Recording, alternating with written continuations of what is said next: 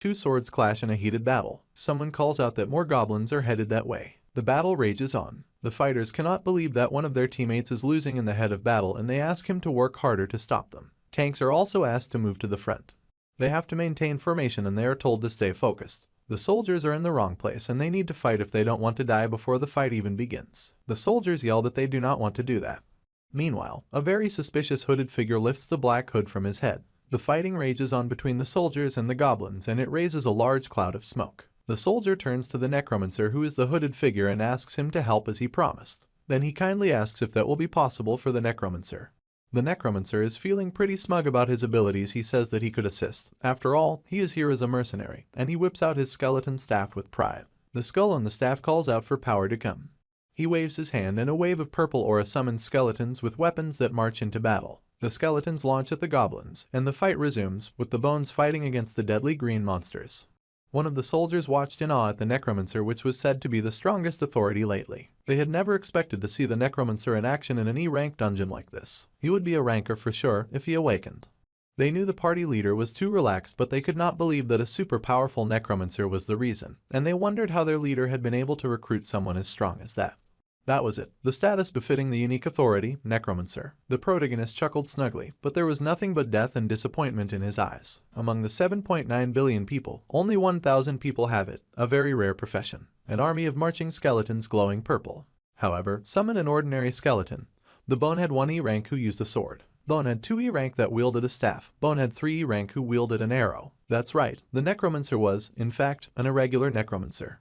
He was the skeleton necromancer, the most basic among basic summons for a necromancer. The soldiers wondered why their super powerful necromancer was only summoning skeletons. The soldiers guessed it was because their super powerful higher obviously felt that an E-rank dungeon could be dealt with using only skeletons. The soldiers were so impressed that they even vocalized how jealous they were of his super awesome powers. Our guy could not believe that those ignorant buffoons were somehow jealous of his unholy bad luck. His name was Juding-hoon, and his profession was that he worked as a cursed necromancer. His rank was E, and he was the one who controlled the souls of the dead, a necromancer. However, none of these satisfied our guy. He was supposedly supposed to overpower enemies using frightening spirits and poisons.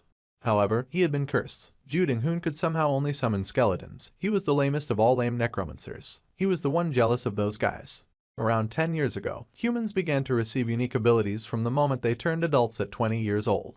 People walked around in the street, chilling and casually living their lives. The contents of the unique authorities were completely random. Some received authorities related to blacksmithing or sewing, while others received auxiliary authorities such as exploration, healing, or buffing. It was a roll of a dice to see what a person's ability would be. Since these abilities were all just given based on luck, not everyone felt great about it. Still, thanks to these abilities, people were able to survive the invasion of monsters.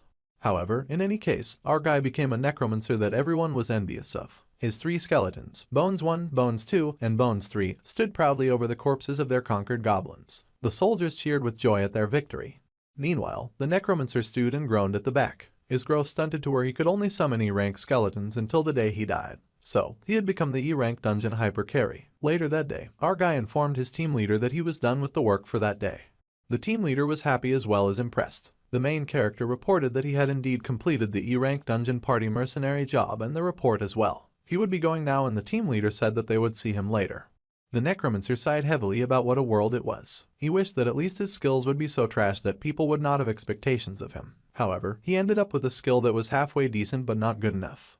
Now, the MC was stuck with hope for nothing, and it would be better if he had at least gotten a production type ability. However, no such luck in that, and all his skeletons were warriors. Even after becoming a necromancer, his pay for that day after running the dungeon was only 40,001. A part-time job would likely pay more, and the filled necromancer had to sigh at the waste of time. Still, since this was the only thing that he actually wanted to do, so he could not give up on it either. Suddenly, an announcement came on about the good news of that day.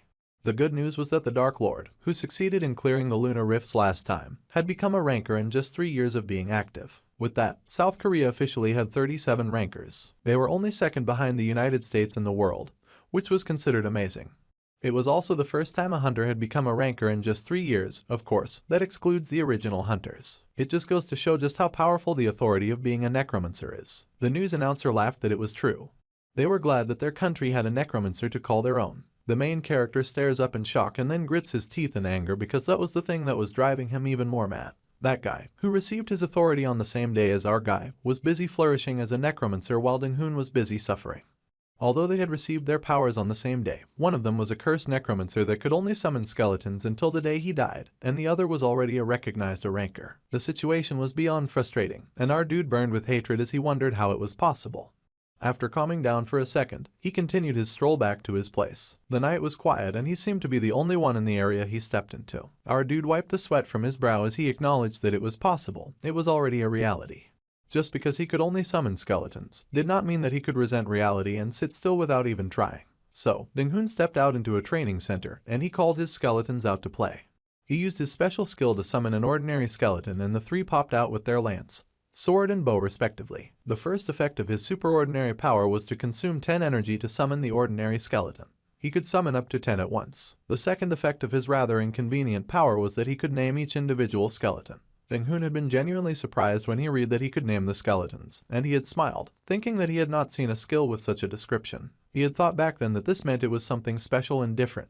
Of course, the MC had just been delusional back then. Tossing aside that painful memory, he stepped forward and happily greeted the skeletons before him, saying that it was great to see them again. He told them to take care of their weak tendons, and all the skeletons turned to face him. It was almost like they could understand him. He always got the same skeletons whenever he summoned them. The one with the huge sword and purple eyes was Bony One. He had the opportunity to give them names, so of course he made the names as lousy as possible. Lousy names for a lousy power. Bony 2 with golden eyes wielded a long spear, and Bony 3 with green eyes wielded the bow. It was time for them to train and our guy planned on being strict. Watching his boneheads train was our guy putting in the effort. The training involved having his skeletons practice their skills against the equipment he set up in the woods. At first, he had seen some results from doing that. The skeletons had previously struggled when fighting against goblins, but now they could easily handle 3 at once. Unfortunately, that was all they could accomplish and E-ranked remained E-ranked still. No matter how much harsher their training became, and even if the MC got a C-ranked teacher for them, they did not become any stronger than that.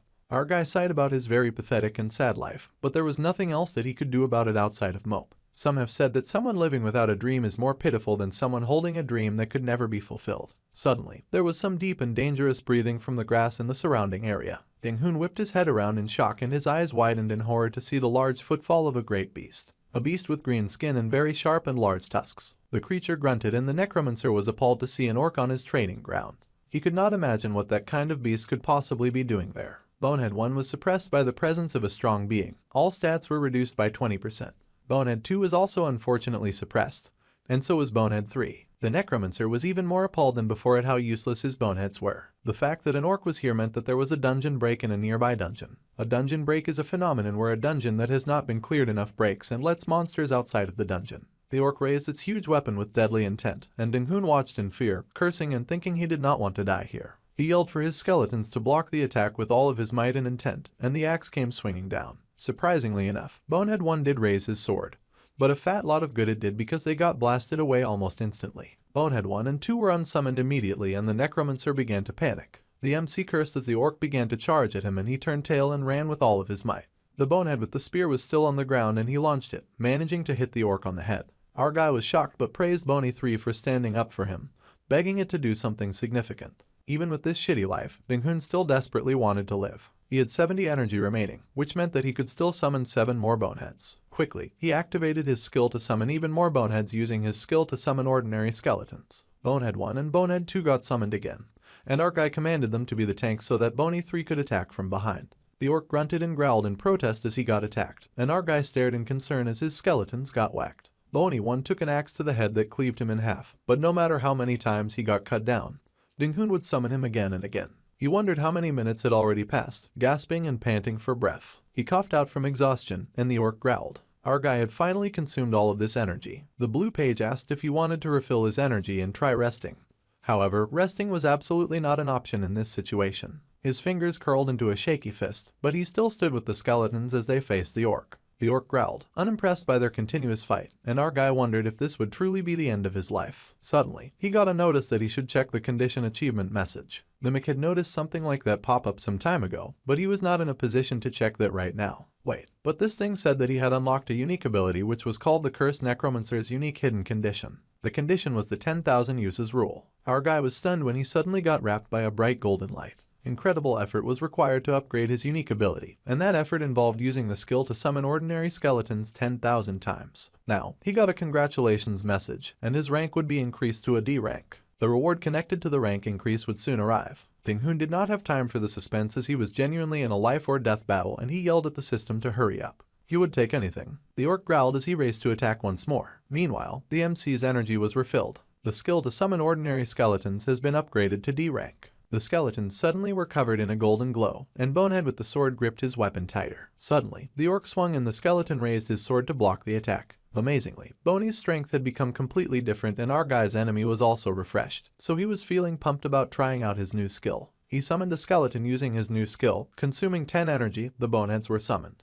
The main weapons of the new skeletons were selected and out popped a violet-eyed skeleton with a shield, another skeleton with ruby eyes and a staff with a glowing purple gem. The Necromancer was impressed that his skeletons could get weapons like that. They were a tank and a mage at that. The orc noticed more skeletons getting summoned and the news guys somehow made a rounded party with Boney 1, Boney 2, and Boney 3. The shield skeleton got ready and charged right at the orc fighting Boney 1 and 2. The orc was surprised to see them approaching as it was currently occupied. Without hesitation, the orc attacked the shield skeleton. However, the shield skeleton was strong enough to knock the axe right out of the orc's hand. The orc was shocked at losing his weapon. Suddenly, there was a huge explosion in the sky and the orc looked up to see that the mage skeleton had cast a fireball. The orc could not believe the sudden onslaught as it was attacked left and right by the other skeletons. Our dude watched speechless. The skeletons had defeated a strong orc for the first time, and the MC stared in awe. He had thought that his life was screwed. However, he grinned with joy at the realization that the world did not want him dead yet. The Necromancer happily slurped up a bowl of ramen. Staring at his status window, he could not believe it. The hunter Judinghun had been upgraded to a D-class Necromancer. He had never expected that his abilities would be the kind that could grow. This was all the motivation that he needed and suddenly he was all fired up. Effort had to be rewarded and there was no doubt about it. Although the MC did not know when he would be able to reach C rank. But still, he was still happy that he was able to upgrade at all. He happily slurped his ramen as he noted that he needed to go back to the basics. The power of an intermediate skeleton was impressive enough. He wondered what would happen if those skeletons somehow got even stronger. The main character wondered if the mage Boney 5 would soon be spamming Blizzard Storm attacks and if Boney 1 and 2 would become a Sword Master and Spear Master respectively. Alright, at any rate, Judinghun was pumped and he was ready to kick into gear. When he walked into work the next day, he heard his colleagues mumbling about a job that could be troublesome. Aside from the insurance premium, they were not sure if the hazard pay could cover the necessities. The MC paused for a moment when he heard the discussion and he wondered what was going on. One of the speakers wore the green badge of a C-rank level hunter and the Necromancer wondered what a guy that important was doing in their guild. Suddenly, Ding-hoon was spotted and someone called out to him. It was the guild head who smiled wide and told the young man to come look at the big news that he had just heard. The head of the operation asked if our guy knew the pairing guild, the one established by Jipperang. The MC immediately replied that he did. Everyone in Korea knew the prestigious guild established by the Korean ranker Jipperang the Fine Bow. It looked like a group was interested in exploring a newly opened dungeon and they would need porters for the job. Besides, the pay was good too. The pay for that job was supposed to be 10 times the posted amount. Our dude was shocked and repeated the number in shock. The leader went on to say that they were even accepting E-ranks, so he wanted to know if the MC was interested. To be fair, all the other requests were trash anyway, and Ding-hoon realized that there was an opportunity ripe for the taking. However, he wanted to take a look at what kind of dungeon it was first. The leader showed the map of the dungeon requested. It was a newly discovered dungeon near Paju, and it was quite tough. 5 teams had already failed to clear it and our dude was really alarmed. He could not believe there had already been 5 teams in there. The rank of the dungeon was also rather undetermined and they could both guess why. The teams that tried to clear it were all amateurs, but this time the famous pairing was going in. So, he did not see how anything could possibly go wrong. Plus, our dude was just a porter and he did not even have to fight. All Ding-hoon had to do was to work his part and get his money. It all sounded very easy. He took a moment to consider and assess his options. The tenfold reward was probably hazard pay for that kind of dungeon. If he was being honest with himself, he was also kind of mentally exhausted from that encounter with the orc the other day. However, the offer was way too tempting to pass up. Even the Dark Lord guy had said something in the interview. If he wanted to upgrade his rank faster, then he needed to go into dungeons above his level. There was no other way. The higher the rank, the bigger the risk. However, that also meant an abundance of opportunities and rewards. The MC desperately needed to grow, so, without any hesitation, he agreed to the terms of the contract. The guildmaster was elated and told the main character that he should not pass up a chance like this. Then, Ding-hoon asked when they would leave, and they were to leave a week from that moment, from Paju Station. So, the man got busy scribbling down his details on the application form. He then asked the head if he could take a week off just before the mission began. The man did not even hesitate and happily granted the leave, saying that he would even treat our guy to a meal soon. Ever the opportunist, the Necromancer asked for 2 meals. His boss was a little hesitant, but he agreed to that too. With all of the paperwork worked out, it was time for our dude to get busy. Taking up his skull staff that bubbled up a huge wave of purple aura, he got busy summoning skeletons. Ding-Hun had a whole adventurous group of skeletons now, and working with them was nothing like the old days. He was so proud of the fact that all of the hard training had really paid off. The skeletons would keep growing stronger, so he told the first 3 skeletons to quickly hop to their position. If they kept up this kind of good work, then he would soon be able to become even a high ranker. He sure was aiming high, and he wanted to see everything that a D-rank skeleton could do. The skeletons got to work showing off their skills as they practiced hard in front of their master. They waved around their weapons, charging into wooden targets as they trained. The first 3 of course showed off their physical prowess, since by watching them, the main character could then assess just how much he had grown. The arrow shot by the skeleton soared through the air and it almost obliterated the bullseye. It was a masterpiece of a shot, and the Necromancer could not help but watch in awe. This was the power of a D-rank skeleton. It was so impressive that it was almost as powerful as a C-rank skeleton. He knew his skeletons had gotten stronger, but he had seriously underestimated just how much their strength could grow. First things first, he needed to change all his training gear cause they were getting obliterated out there. The wooden scarecrows were useless now, and it looked like he was going to spend more money. However, spending money was nothing compared to how great it was that his skeletons had become stronger. The real problem now was the Necromancer himself. Ding-Hun had to think up a solution of what he would do if the opponents targeted him instead of the skeletons. It would not matter then if his summons were strong, because everything would end the moment he was attacked. He did not want to be left running for his life like the last time with the orc. Suddenly, he noticed something. The mage skeleton was standing there staring at him. Suddenly, the purple gem on its staff began to glow, and our dude was shocked as the staff was kind of pointed in his direction. He did not expect a mutiny to happen so quickly. He stuttered and asked the skeleton what was wrong, as he was rather surprised by this sudden and bizarre behavior. Suddenly, the MC found himself energized and surrounded by green magic. He did not even need to go on a training montage because his mage skeleton had basically read his mind and protected him with a manifested shield. Ding-Hun was shocked to see the skeleton nodding and answering his thoughts. Then, all the skeletons responded like they could all hear his thoughts. The Necromancer was impressed by the growth, since they used to only follow his orders, but now they could express their opinions. He was then surprised about the air shield, and that the mage had another skill outside of fireball. This was very important knowledge. Suddenly, the skeleton with the shield slammed down the shield, and our guy turned in surprise at the odd behavior. The shield guy just wanted some attention, it seemed, and his eyes glowed blue. It pointed towards all of the broken gear, and for a moment the Necromancer was perplexed. The shield skeleton stood before our guy looking all menacing and serious. Suddenly, the sword skeleton saw the challenge and swung its weapon. As they fought, the shield skeleton noted arrows flying for its head. Bony 3 had joined in the fight. However, the shield skeleton easily lifted his weapon and blocked off all those troublesome attacks. The light of the sun illuminated the awe-inspiring picture of the skeleton standing proudly with its shield raised and all the arrows falling to the floor. Our guy was very impressed by this display of power, and he was happy to see that the shield was quite solid. The training practice went on, and the shield and sword skeleton continued to fight. If the Bone Knight helped out with the training, then the Necromancer would not need to spend money buying extra equipment. This time, he asked Bony 2 to try attacking him, and the skeleton responded with surprise. However, Ding-Hun needed to test how safe the air shield was going to be. Bonehead 5, the mage, activated the skill called the air shield. Then, Bony 2 tossed its spear right at him, biting the hand that fed him. Our guy was low-key terrified, and he raised his hands to block his face. Fortunately, nothing hurt him even when he groaned slightly from the fear. When he opened his eyes, he grinned and thought the situation was not bad. Everything had worked out well, and he applauded the skeletons, who seemed really pleased about that. With that much confirmed, it was important to go right back to practicing. The skeletons go busy and fight hard, testing their weapons against the shield. They of course continued to test their weapons against each other as well, Bony 4 then switching to fight Bony 2 with his shield and Bony 2 attacking with his spear. The practice session was going well, and the glee-filled Necromancer was happy to watch their power grow. Suddenly, a notification popped up, telling him that the strength of each bonehead had increased by 1. He was surprised to get this notification, and then he got a congratulations that told him the status of Widow had been unlocked due to his first growth. Our guy was surprised as he checked out his status window. He could now see the stats of his power, including the level of his strength, magic power, ability, technique, and constitution. Then, he realized that if the bony ones was generated, then it was generated for the others as well. It turns out that the answer was yes, and the Necromancer could now see the individual strength of each of the skeletons in his control. He could see their strength, their magic power, their agility, technique, and constitution. He was very impressed by this fancy new upgrade and erupted in overjoyed awe. Thanks to the training of the skeletons, all of their stats were different, especially those of Bony 1 to 3 in comparison to Bony 4 and 5. All of our dude's efforts so far have not been in vain. Now, he just had to raise them comprehensively. So, he focused on all of the skeletons that stood at the ready. Smiling with pride and satisfaction, he decided to raise them so that they would become the world's strongest skeletons. So, the day passed and the training continued underneath the deep blue sky. Then, the day came and everyone had their backpacks on their back. Our dude even got a new fit and he looked pretty good.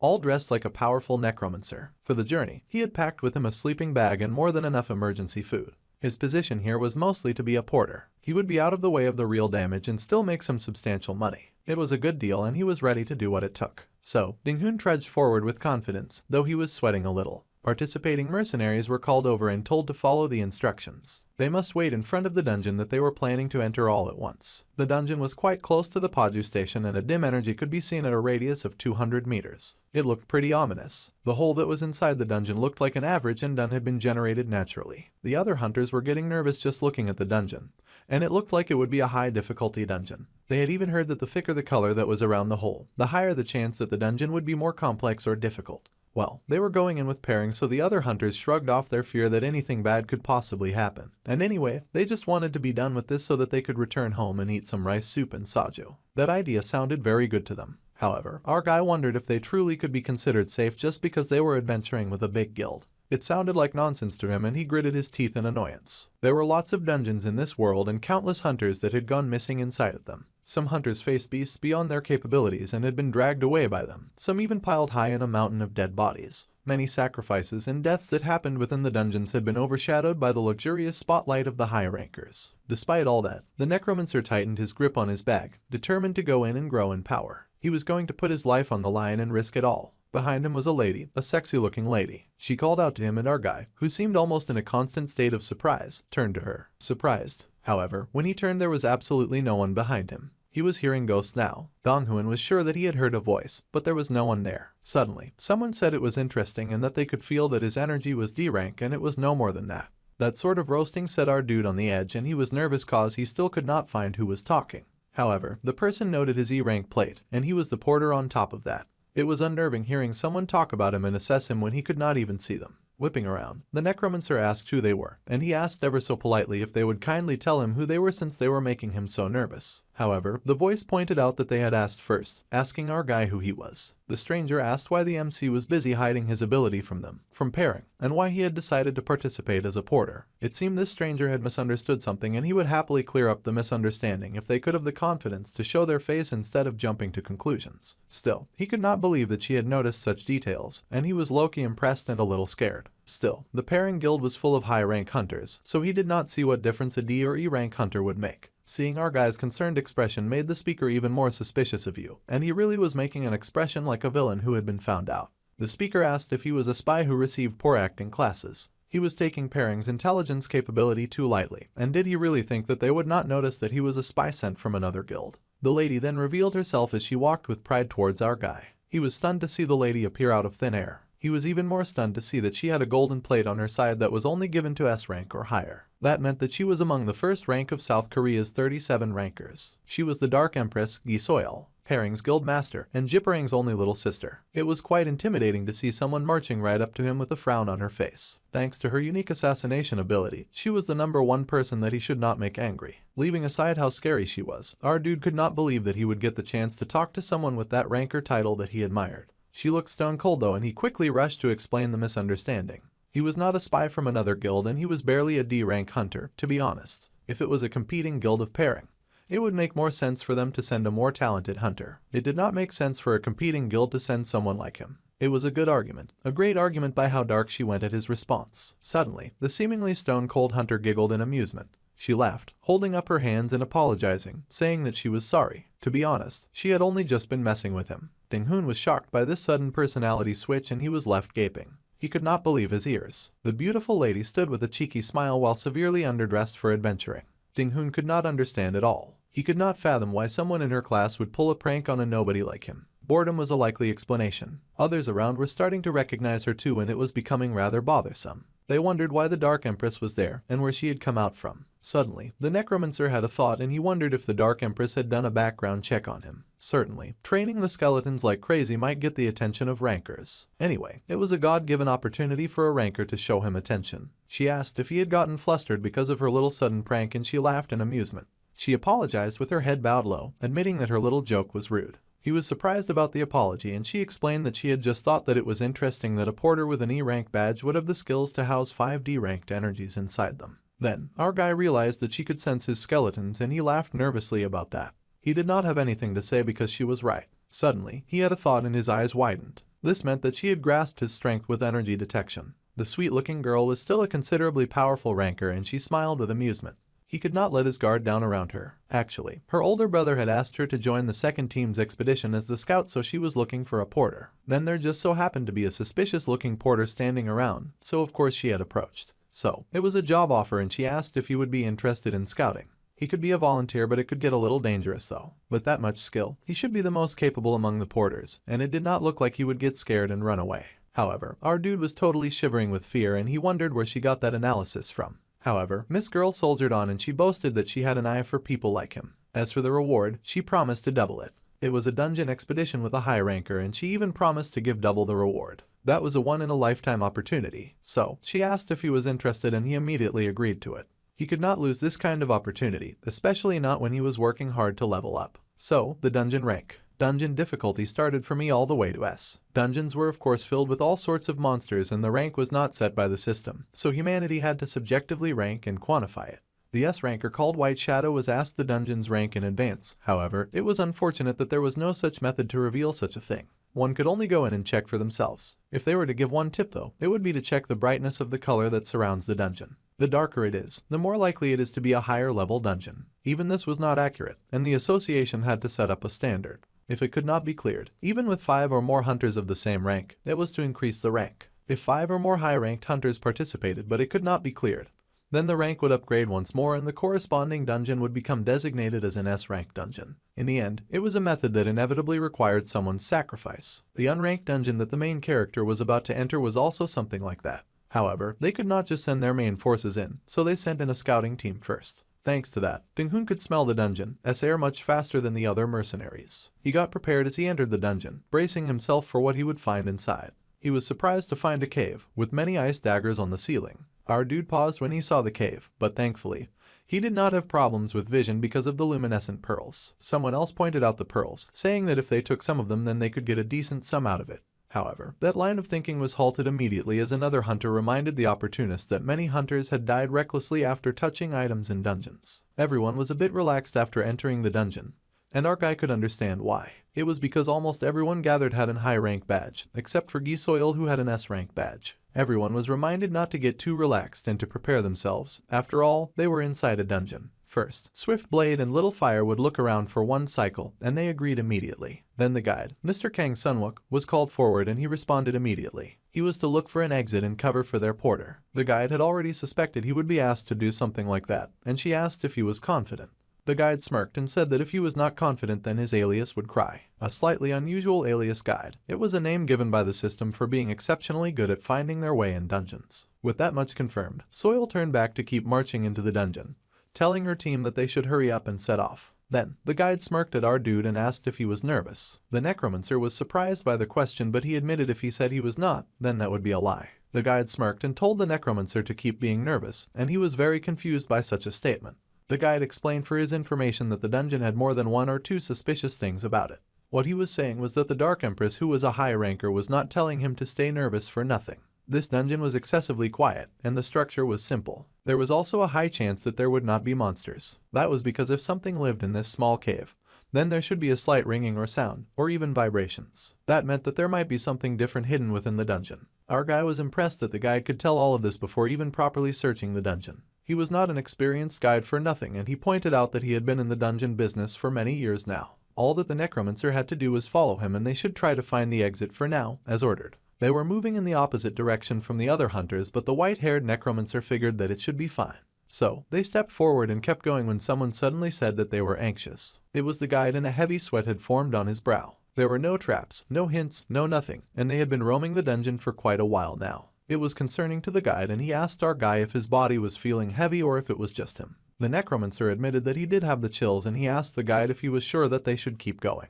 The guide was not sure as this was the first time that he was feeling this way as well. It was a little difficult. Even meeting an ranker did not make the guide feel like this and the Necromancer was shocked to hear that.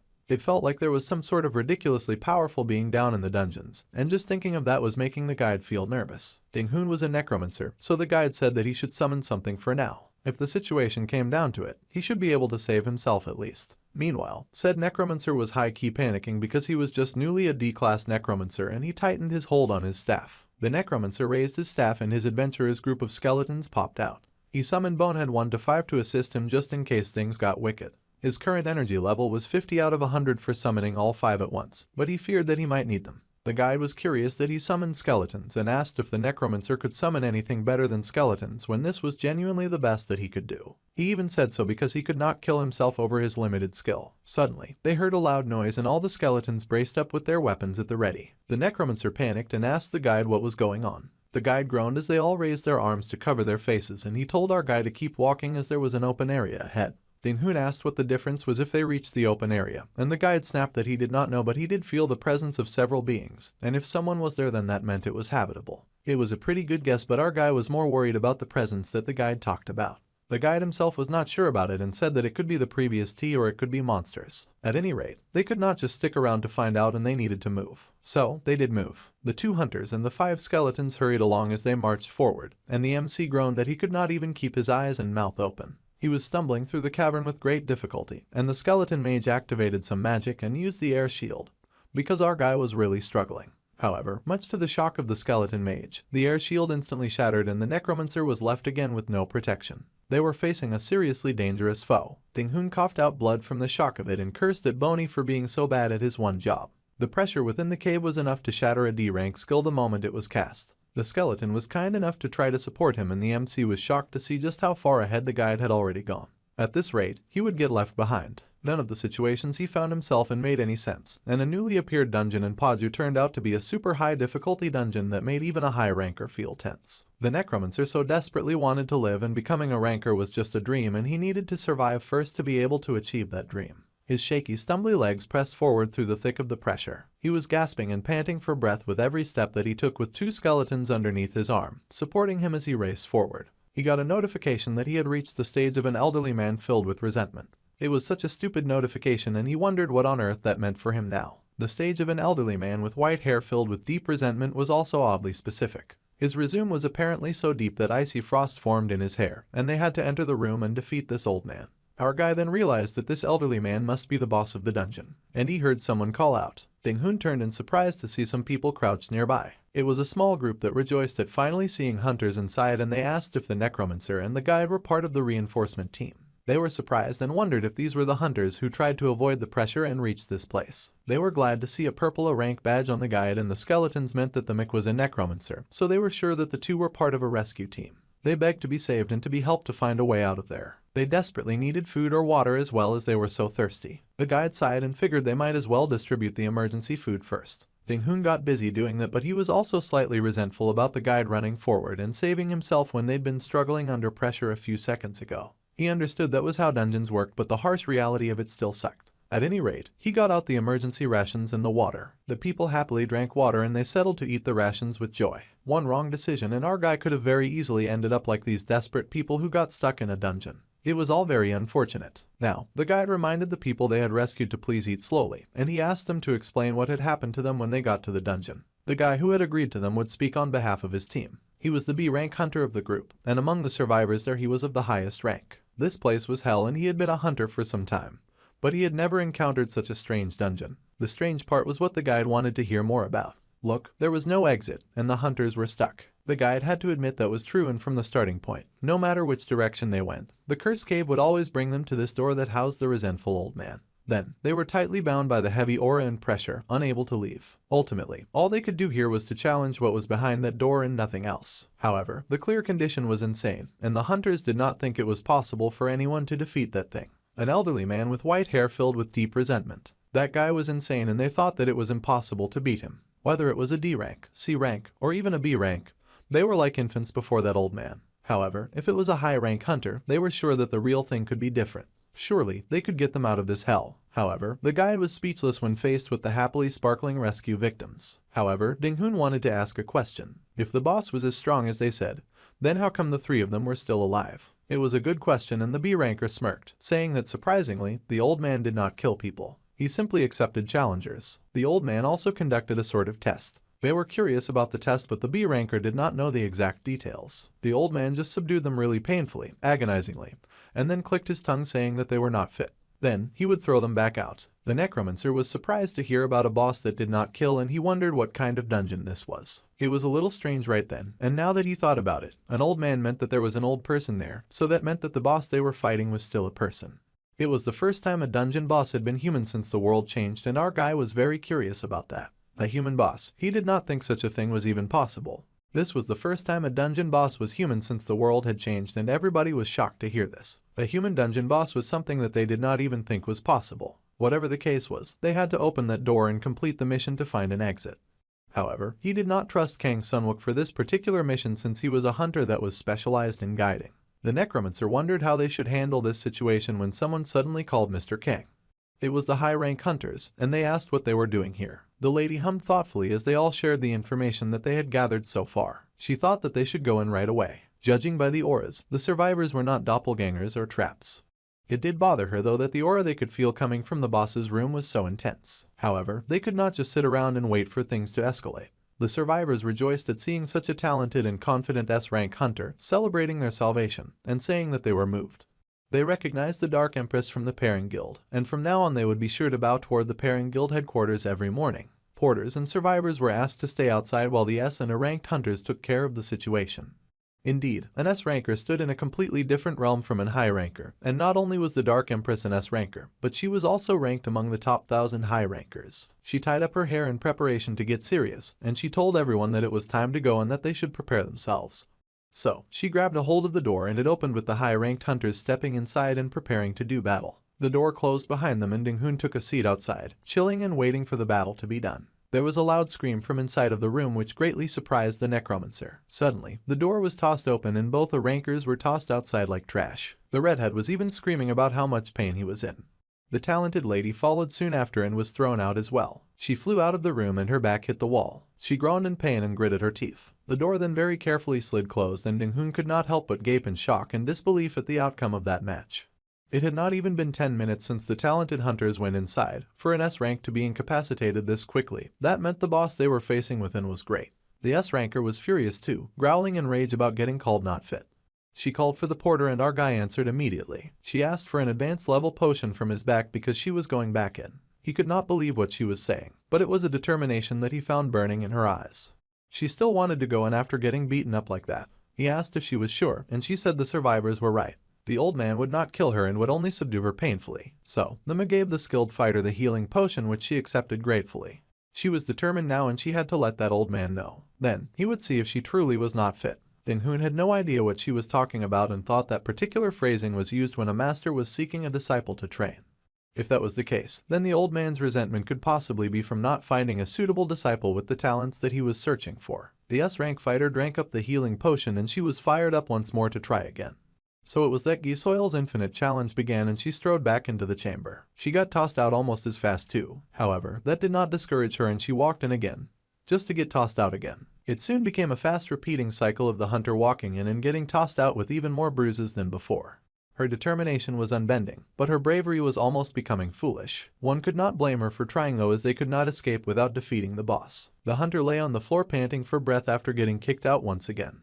Then she raised her head and claimed that the situation was so darn infuriating. She wondered just what the guy's problem was and what he wanted from her. That horrid cheeky old man. She had thought that he only mastered swordsmanship, but apparently, he was also good with a spear. However, she refused to give up and she was on her feet again, growling that they would see who would win between the two of them. Our guy watched her determination as she walked in and got tossed out for what seemed like the 100th time. An entire day passed with that repeated madness and even her will bent a little. Ding-hoon was exhausted just sitting there waiting for her to beat the boss, but that was not even the end of that nightmare. The second day passed, and then the third, and then the fourth day passed as well. Gisoil did not stop challenging and going mad in the process. At some point, she screamed in hatred and pointed at the door in a rage. She had no idea what the old man's deal was. He could use magic too. She could not see how anyone could clear this. This situation was big trouble. Even if Jipperang came to rescue her, the problem would ensue. He had a feeling that even two, no 5 rankers, might not defeat the old man. Alright, Goyle would finally admit it. The old man was strong.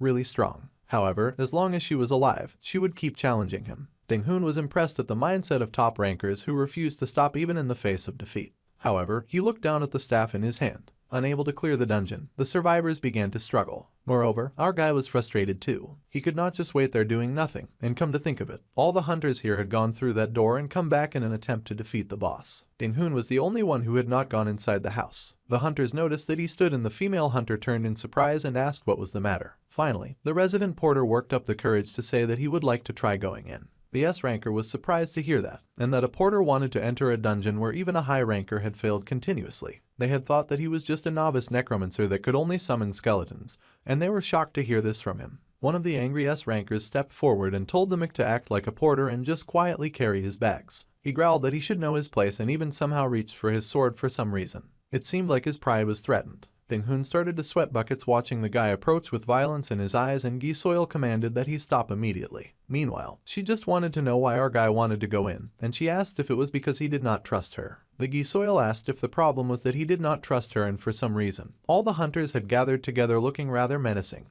and insulted for some reason. However, that was not the issue at all. According to the original contract, he was a porter and he could not voice his opinions on dungeon exploration. He was well aware of that, so she then wondered why the porter suddenly wanted to challenge the boss. The old man said that he was looking for someone fit, and he figured that the old man's resentment might be related to finding a worthy disciple, and a worthy disciple meant potential, so they did not necessarily need to be perfect either. Put another way, it was likely that the old man was not talking about his current skill level. So, he was saying that he wanted to make the old man his master rather than defeat him. That may be the hidden clear condition, and he just wanted to test his theory. Hidden pieces were sometimes something that featured inside dungeons, and sometimes dungeons had alternative ways to clear them. A hidden piece was something the lady pondered. Assuming our guy's theory was right, then how was he planning on possibly becoming the old man's disciple? She asked if he somehow had more potential than her, and it kept getting more and more tense, with the rankers somehow taking his offer to help as a challenge to their power. He highly doubted that he would somehow overpower them, but he really wanted to try anyway.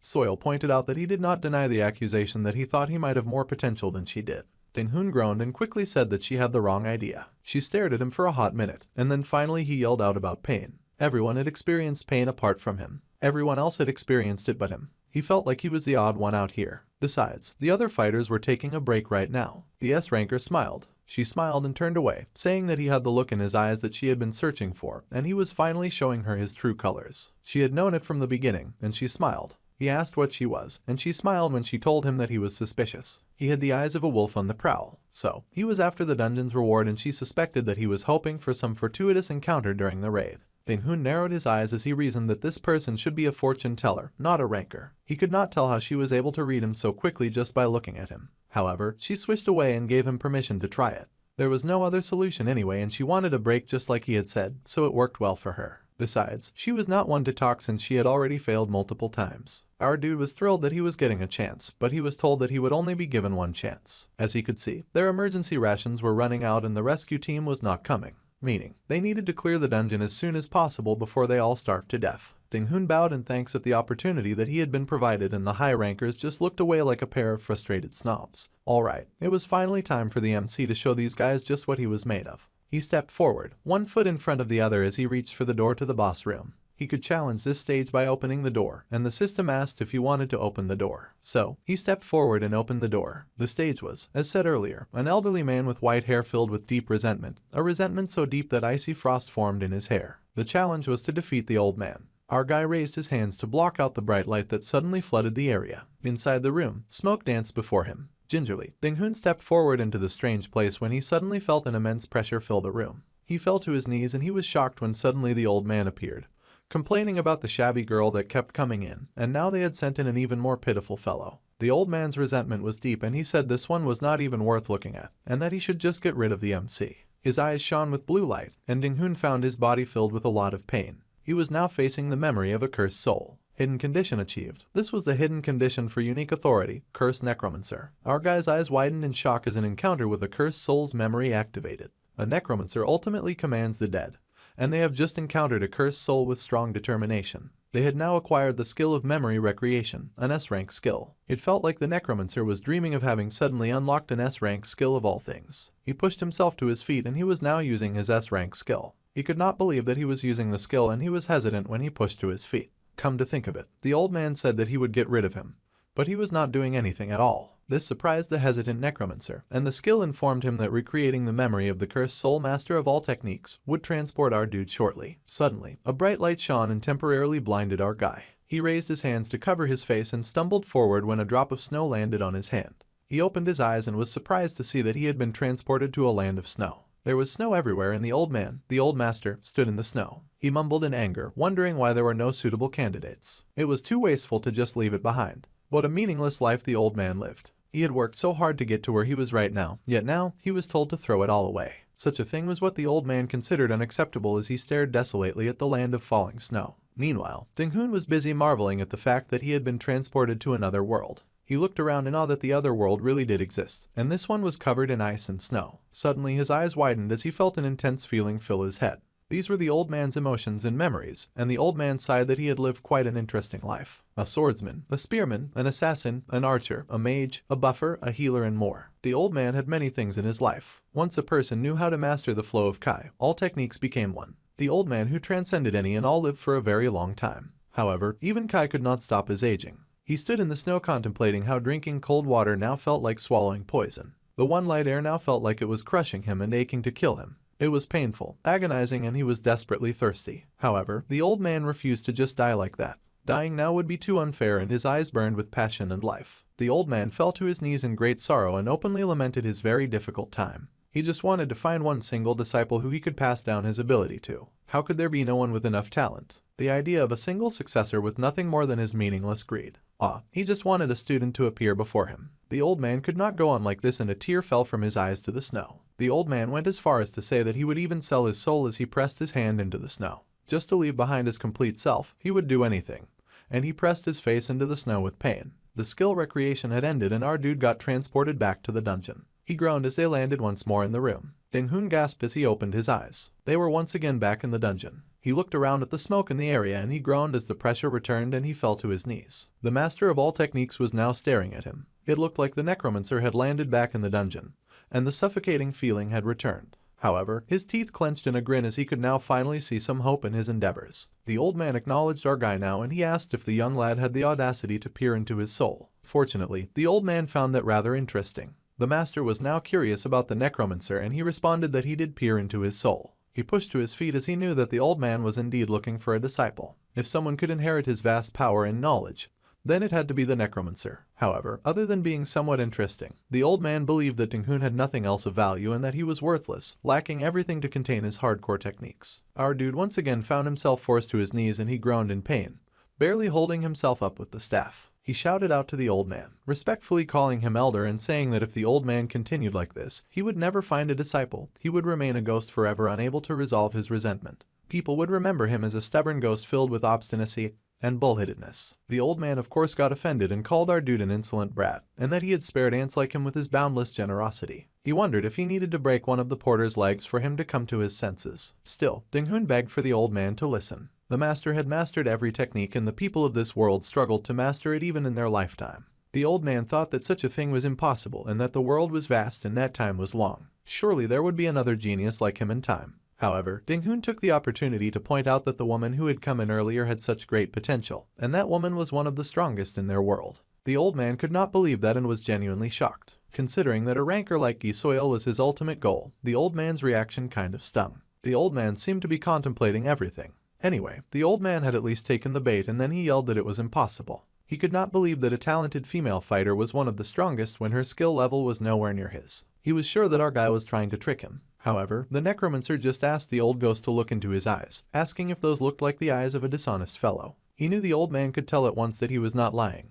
and the master was shocked by this bizarre truth. He thought it was very unfortunate that things came to be like this. Then, Ding-Hun appealed to the elder, saying that if no one met his standards, then he could use him. The old man was curious about that suggestion, and the Necromancer pleaded to the old master to pass on his abilities to him. The old man asked if the Necromancer was asking to become his disciple. The old master thought of the youngster as insolent, but now he had also proven to be rather shameless and he would rather teach garbage than teach the likes of him. The old master knew his worth. However, Ding-Hun was persistent and he said that he was not asking him to teach him directly. He was not going to use any abnormalities. He opened up his unique abilities and summoned a skeleton. He summoned more than one, saying that if it was this powerful elder then surely He could see the potential of his small group of armed skeletons. The old man stared at the manifested skeletons, and our guy really hoped that the old man could see that growing skeletons would have limitless potential. With such potential, then surely it would be something too good to resist. The old master noted that all of the skeletons had different unique abilities and wielded different weapons. It would be easier for him to teach all of them. If he wanted a single successor, then he did not need to worry. Even if all of these grew, then Ding-hun would be the one to inherit it all. The young man asked what the old man thought, saying that this undead improved. They don't feel pain, so they will have more endurance than anyone and be more challenging than anyone because they are fearless. The old man stayed studying the skeletons in front of him, assessing them and considering his options. He frowned with narrowed eyes and an icy gaze as he considered all the skeletons before him.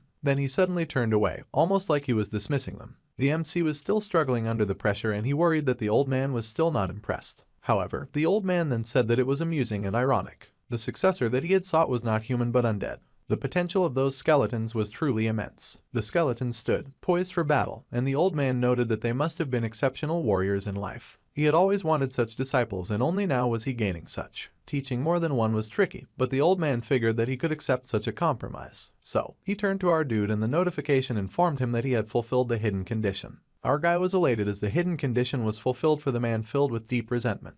The old man decided to trust the necromancer's words. He would trust the determination in his eyes, so he asked the young man to promise him that no matter what trials came, he would inherit all that he possessed. The old master asked the Mick to promise that he would leave a mark of his new master somewhere in the world. Ding-hun had finally been recognized by the master of all techniques and he struggled to say that he would not miss this once-in-a-lifetime opportunity. He would inherit the power no matter what. The master then smiled, revealing an almost kind and happy face. Our guy received congratulations and noticed that he had cleared the stage of the elderly man with white hair filled with deep resentment. When Ding-hun opened his eyes again, he was indeed surprised to find himself in a place that did not look like the dungeon. He was instead lying on a bed with great confusion in his eyes and a new change of clothes. Someone greeted him. Noting that he was finally awake and he turned to acknowledge them. He asked who the person was out of temporary blindness, but that long black hair was recognizable anywhere. It was of course Gisoil, who seemed to be watching him with a serious expression on her face. Memories started coming back to the necromancer really quickly as he wondered where he was because it looked very much like a hospital.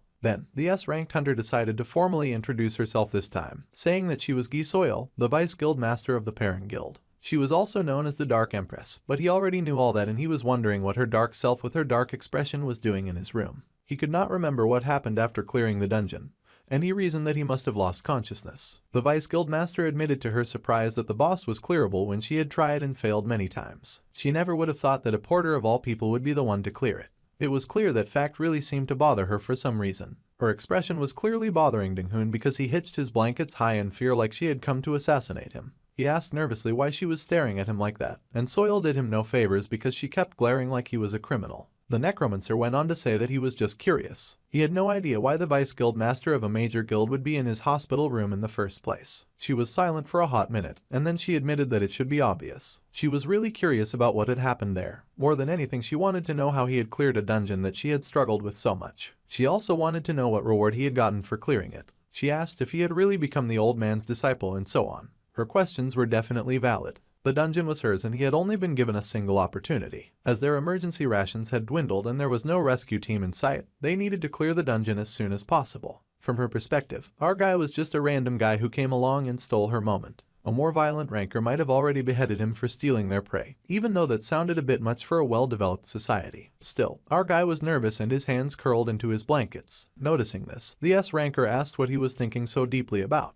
He then said that before he answered her questions, he wanted her to tell him what the news articles were saying about the dungeon exploration since he needed to get all his facts in order. The Dark Empress acknowledged what he was worried about, but she said that there was no need for that. They reported that the Pairing Guild's advance team successfully cleared the dungeon and had all the survivors sign confidential agreements. This meant that the public had no idea that Ding-hun was the one to clear the dungeon, much to his relief. He bowed in thanks for her consideration of him. Then, she said that he acted more mature than he looked. Most hunters would kill for a chance to show off their achievements to the world, but he just smiled and said that his safety came first. Safety was first and safety was second.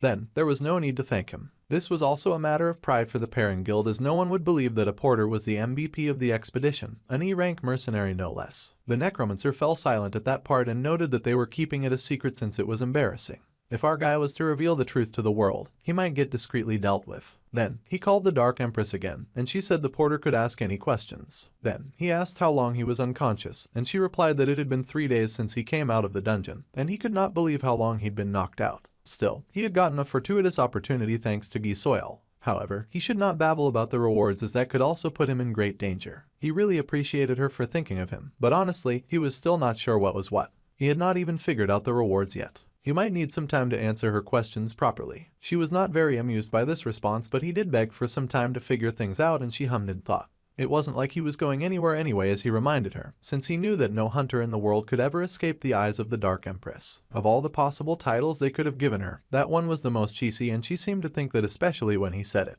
Still, she said that she appreciated it and that she would come back once he had sorted things out. The Necromancer thanked her for everything, and the Dark Empress stepped out. This left him falling to the bed with a sigh of relief. Life had been pretty spectacular of late, with awakening after 3 years of nothing, meeting a rancor, and the strange dungeon on top of that. Plus, he could end up on the wrong side of pairing if he was not careful. On the other hand, he could build a nice and healthy relationship with the guild and the handsome man that ran the show. Suddenly, our guy got a notification, and he was asked to check his clear rewards. He then recalled that he had fainted and never checked the rewards. So, he got busy accepting the rewards and received a ton of them. His energy level had permanently increased by 20, and he had acquired the skill teaching of all techniques, which was S rank. He had gained yet another S rank skill, and he was very happy about it. The status window popped up and he could only summon skeletons, but he did have the ability to subdue his opponents using fearsome spirits and toxic substances. He had gained 2 new S-rank skills from the new mission, and he grinned with joy, thinking that this amount of luck was incredibly insane. So, this was why the veterans were also obsessed with dungeons. He had a memory recreation which could read the memory of the dead, and our guy wondered what that could be since it looked like a hidden skill. He was glad that he could read the old man's memories thanks to this skill, but he could not say that he was impressed. Oh well, he was sure that he would find another use for it someday, so he checked out his other fancy and shinier skills. The teaching of all techniques went into more detail, and it consumed a lot of energy to summon the master of all techniques for 60 minutes. Then the master could pass on knowledge, and the cooldown period was 24 hours. Only he would be able to perceive the master after he was summoned. Our guy was silent as he read through all that. Then, he suddenly hopped to his feet, grabbed his bag, and left. The little liar had said that he would never run away, but now he was in an open field that was far from the hospital. He was busy contemplating his hand, and then he waved it around to summon his new master. Using skill teaching of all techniques, an S-rank skill, he summoned the huge glowing ball, and with the hyper-focus, he was able to bring forth the master of all techniques. The master said that it was about time, and he smiled and called our guy a brat.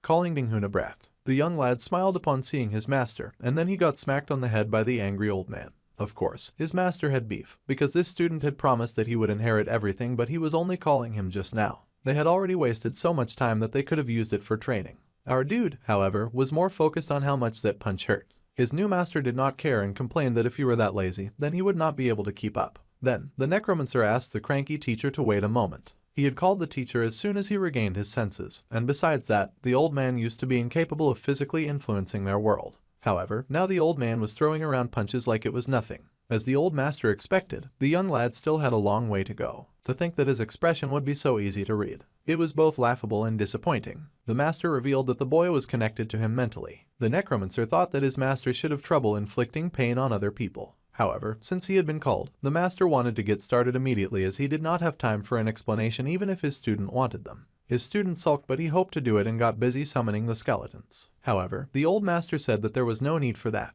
He was going to decide first what the student was going to learn that day. He clearly understood the talent of those 10, however, the problem was the Necromancer himself. Dinghun was shocked to hear this, and he grappled internally, wondering why he was the problem and if the old man intended to teach him too. The old man did indeed intend to do so, and he asked the young lad if he understood why he was called the master of all techniques. He was given that very fancy nickname after learning and perfecting countless talents. He wielded many deadly weapons with expertise and was renowned far and wide. The Necromancer really thought that the old man had only 10 things to teach. It was laughable. Everything outside of that 10 was up to the young lad to learn. And the old man smiled wickedly. The young lad was shocked to hear this, and he wanted to post. He complained that his talent was trash, but the old man coughed loudly, slamming his foot on the floor. He demanded silence from his annoying student, saying that since the young lad had made that promise with him, then he just had to inherit his mastery. If the young lad could not achieve that, then he would just have to try until he could. The old man could use one of his arts to make trash comparable to a genius, the trash in question being our guy. It was a good thing that the old man could exercise physical influence on him too, because he had a good mind to beat his student senseless for every failure. The whole situation was very fortunate for the old man. There were some arts that he created but he had never gotten the chance to use them. Hardened meridians can be opened with Kai, and Ding-hoon's physique should improve if massages for 300 days. It would be painful, but he had noticed that the young lad was quite tenacious, so he dismissively believed that his young student would be fine. The Necromancer did not share the positivity at all. He looked quite ill as he tried to remind his new teacher that he was totally still human here. He was the one who owned the body, so he had no idea why the old man was happily making guesses. The Necromancer did not feel like his heart was ready for such intense training. He had only come out of the hospital. The old man of course did not care and yelled for his student to be quiet. He asked if our guy even knew how many had wanted and begged to learn from the old master in the world that he was from. He was going to pass down the grand technique of the celestial artisan. It was the art that he created in his last years after thinking much about it. Ding-hoon wondered why the old man had never used such a technique if he had it.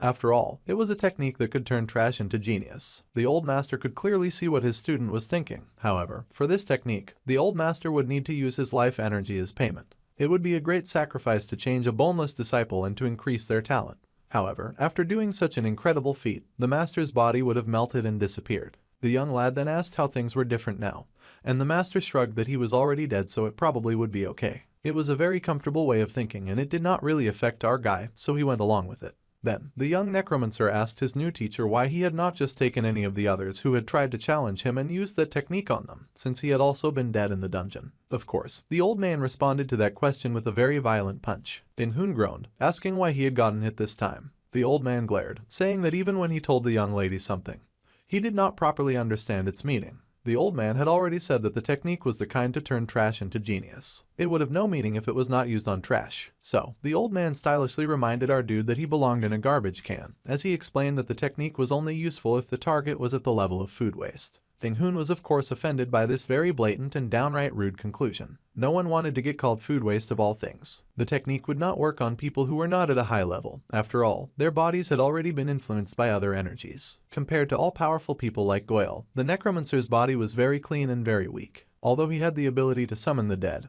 that did not change his body much. He was the perfect vessel. Not only that, but this was only the second best way. After all, born geniuses were more impressive than fabricated ones. The man had originally intended to find a more impressive prospect than our guy. The student pondered all he had heard, and although the master's words were harsh, he recognized that they were good words nonetheless. If it was not just the skeletons, if there was a chance that Ding-hoon could also get stronger, then he was willing to take it. It was like killing two birds with one stone. The old master grinned and asked if he was ready. Of course, the Necromancer was more than ready to absorb any power that anyone would throw his way. A few moments later there was a scream of total agony that sent the birds soaring into the air. The previously confident student now found himself begging on his hands and knees for his master to wait a moment as he was now in so much pain. The master was not having it, of course, asking his student why he was making such a fuss when they had barely even started yet.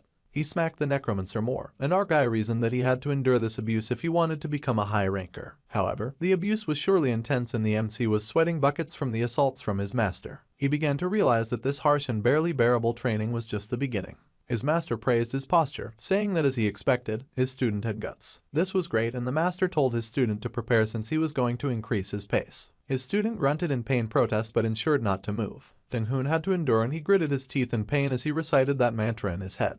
His system got a notification that he had obtained a skill that was C rank in pain resistance. It was also a skill that had the potential for further growth, which was great.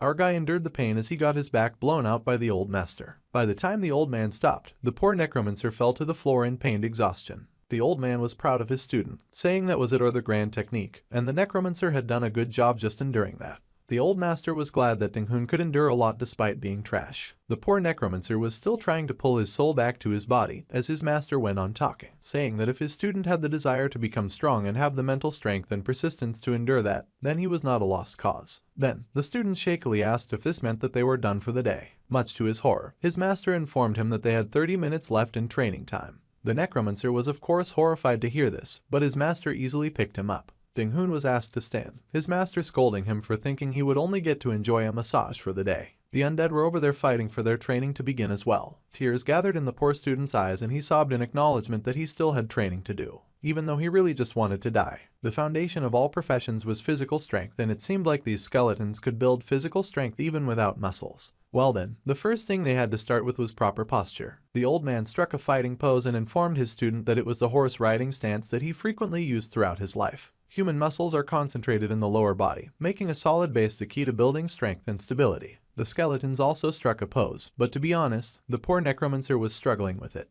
The old man had just beaten the life force out of him, and now he wanted him to stand in that posture. The old master went on to say that he had mentioned already that his student had no talent.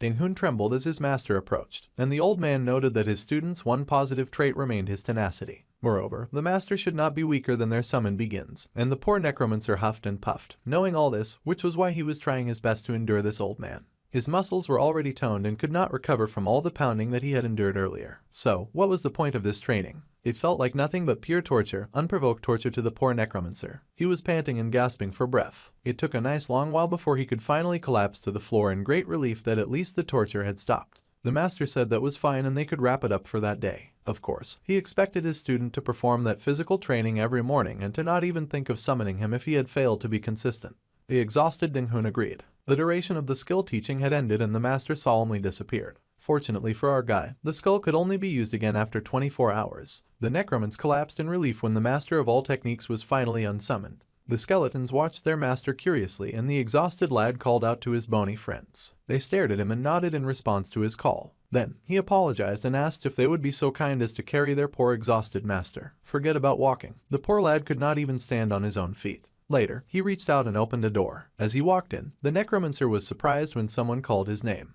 It was his old boss and he happily waved the necromancer over, happy to see that he had finally returned. Then, the necromancer was asked if he recognized two random guys who happened to be standing around.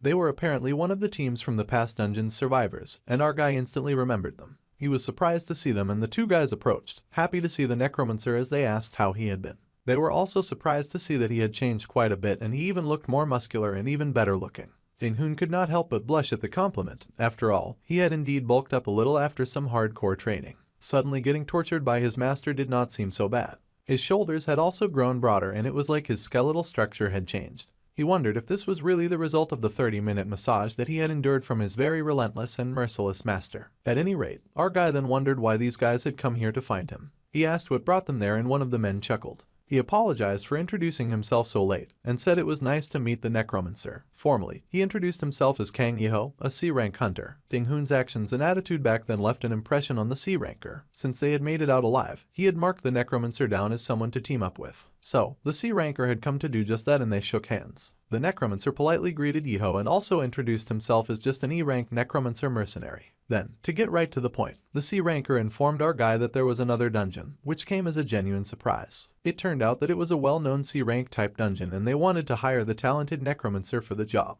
They had heard that the necromancer was struggling financially and would accept any job, and our guy was shocked to hear that news of his poverty was spreading far and wide. He glared at his boss who had sort of hyped him up cause he knew Ding-hun could use some good deals after getting knocked out cold for so long. Still, the MC could not believe that his boss sweet-talked the hunters so that he could sell his guy out and secure the job. Well, it was indeed true that the MC needed the money. This news pleased Yeho, who excitedly added that the dungeon was a tricky one for a C rank. Still, it was worth a try. With some luck, the rewards would be pretty good. Recently, they had heard that a party got a power potion, which was huge news around this part. It turns out that a power option was a rare reward from dungeons, regardless of rank. It was a high-level potion known to cure any curse or illness. The new C-ranker knew that such a job was very appealing to our guy, and this time, he would not be a porter but a member. Then, Ding-hun asked about the payment but the C-ranker just laughed that the MC was not a porter, so of course he would be getting a fair share of their profit.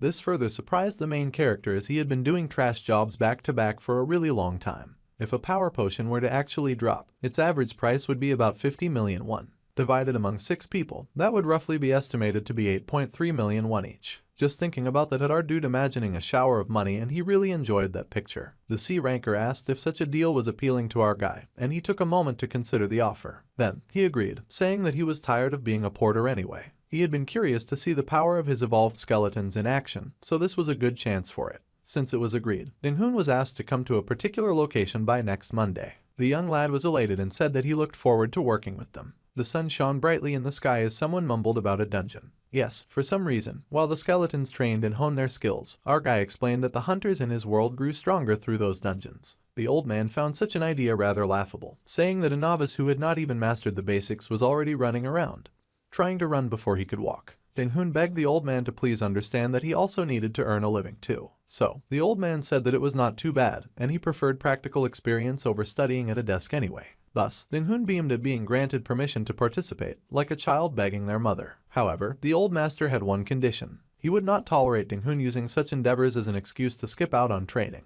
The old man was of course disgusted by his student's answering squeak, demanding the meaning behind such a reaction and if his student wanted to slack off. The old man knew he could be summoned inside dungeons as well, so there was no time, and they had to start the massage again that morning. Ding-hoon was of course horrified, thinking it was too soon to start their daily pounding. However, his master was having none of it and they got right into pounding in the woods with great ferocity. The necromancer groaned heavily as he gripped his shoulder in pain. His body was trembling as the old master announced that they had trained enough for the day, and he congratulated his student on his good job. Once again, our guy collapsed to the ground, though this time he managed to catch himself on one knee, so that was a great improvement.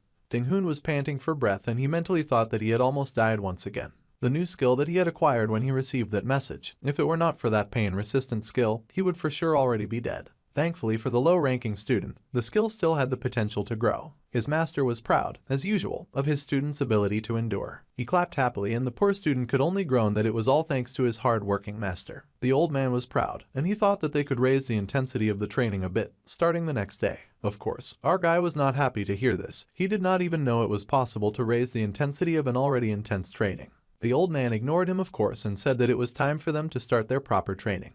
The teacher commanded for everyone from humans to skeletons to gather around. The skeletons quickly marched over as they were to come over to resume a squatting position just like last time. From then on, while they were training the constitution, the old master would teach each of them a technique every day. He then asked who wanted to go first. Ding-hoon was interested to hear of a technique, so the old man elaborated. The skeleton with the sword for instance and pointed at it. Much to both his students' surprise, the skeleton was a swordsman, and it did not have a skill. All that it really did was swing its sword around any time there was danger. That was fine. However, as for the skill, they could develop that as they went on. So, the old man asked the bone soldier to go ahead and see that sword. The skeleton was shocked to hear this, and he looked to the MC, but the necromancer assured the skeleton that it was fine since the old man would make it the greatest swordsman. This was great news to the skeleton, though our guy reminded it that it would need to train to the point where its bones would break. This news of course made the skeleton second think about the whole situation. However, it was too late to back out now and the day went on. The skeleton swung the mighty sword, cutting through the elements with power and precision. Then, the old man called our guy, asking if his name was Ding-hoon. Of course that was his name, and he told the elder as much. Then, the elder asked his student what he thought swordsmanship was. The student thought about it and said that since it was called swordsmanship,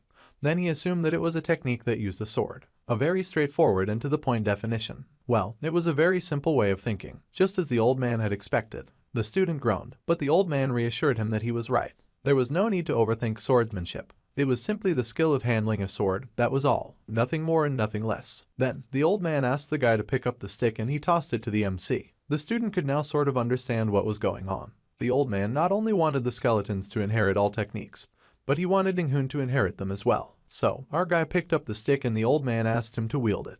The young student was perplexed and asked how he was supposed to wield it. The old man had already told him not to overthink it. He wanted to see his student in action immediately. He had to hold it in whatever way felt the most comfortable and wield the stick. So, our guy swung the stick and the old master asked if he had wielded it.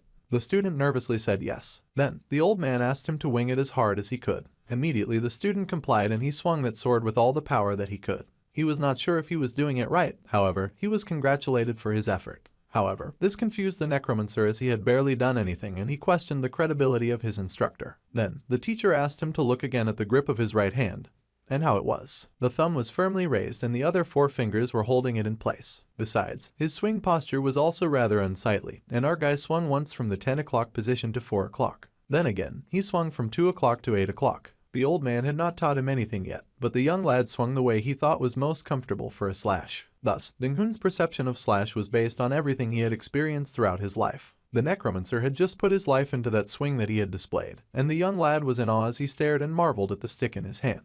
Then, the old man asked him a question, and asked if he added strength and speed to the slash that he just performed, if that would make the slash powerful. Our guy was stunned speechless and his master complained that he was making that stupid and flabbergasted face again. Any slash would become powerful with strength and speed.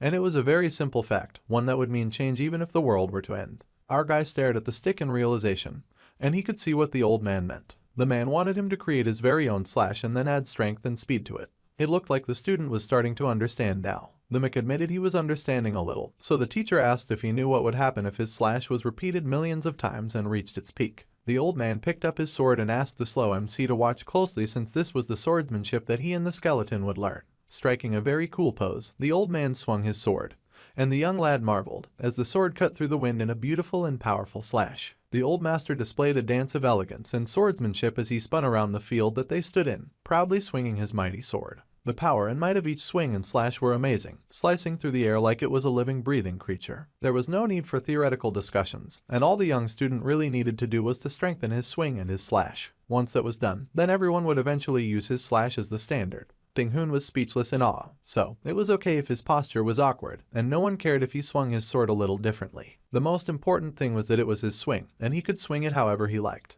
So, Ding Hun swung his sword with all his might and he acquired the C-rank skill, Rend, which had the potential for further growth. There was a lot of writing involved, and a very beautiful dark-haired man appeared. This man was gorgeous, and most importantly, he was not the main character. Someone called this beautiful man brother, and he was, of course, the guild master of the pairing guild, ranked 58 in the world. His name was Jipperang, the fine beau, and indeed, he was fine. The man in question looked up to acknowledge his beautiful sister Soil, and she looked upset about something. Being the stellar big brother that he was, he asked her what was the matter since it was the first time that she had come to see him. It turned out that she had been worried about something recently, and she needed to discuss it with him. The problem was that she wanted to know if a D-rank hunter could suddenly exhibit strength beyond that of a high ranker.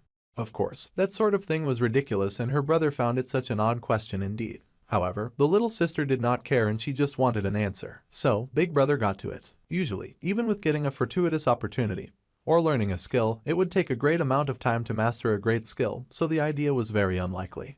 However, if such a case existed, the only explanation would be that they had been hiding their ability. Soil was 100% convinced that our guy was definitely hiding his ability. Alright, her brother decided to believe her since even rankers could not hide their abilities from her eyes. The Dark Empress had an S-rank search ability and it was mainly undefeated. Nothing could be hidden from her. So, it did not really make sense to her handsome bro why she would ask such a question and he asked if something was going on. The young lady hesitated as she was yet to make a report to her brother about the bizarre happening in the dungeon that she visited. This was because she could not bear to tell him that she had been defeated over and over again by a cranky old man. Even if he was a powerful old man, he was still old and a huge pain in the behind. No one had ever made the talented hunters feel so powerless before. She grits her teeth as she cannot fathom how a D-rank hunter of all things could have possibly been that level.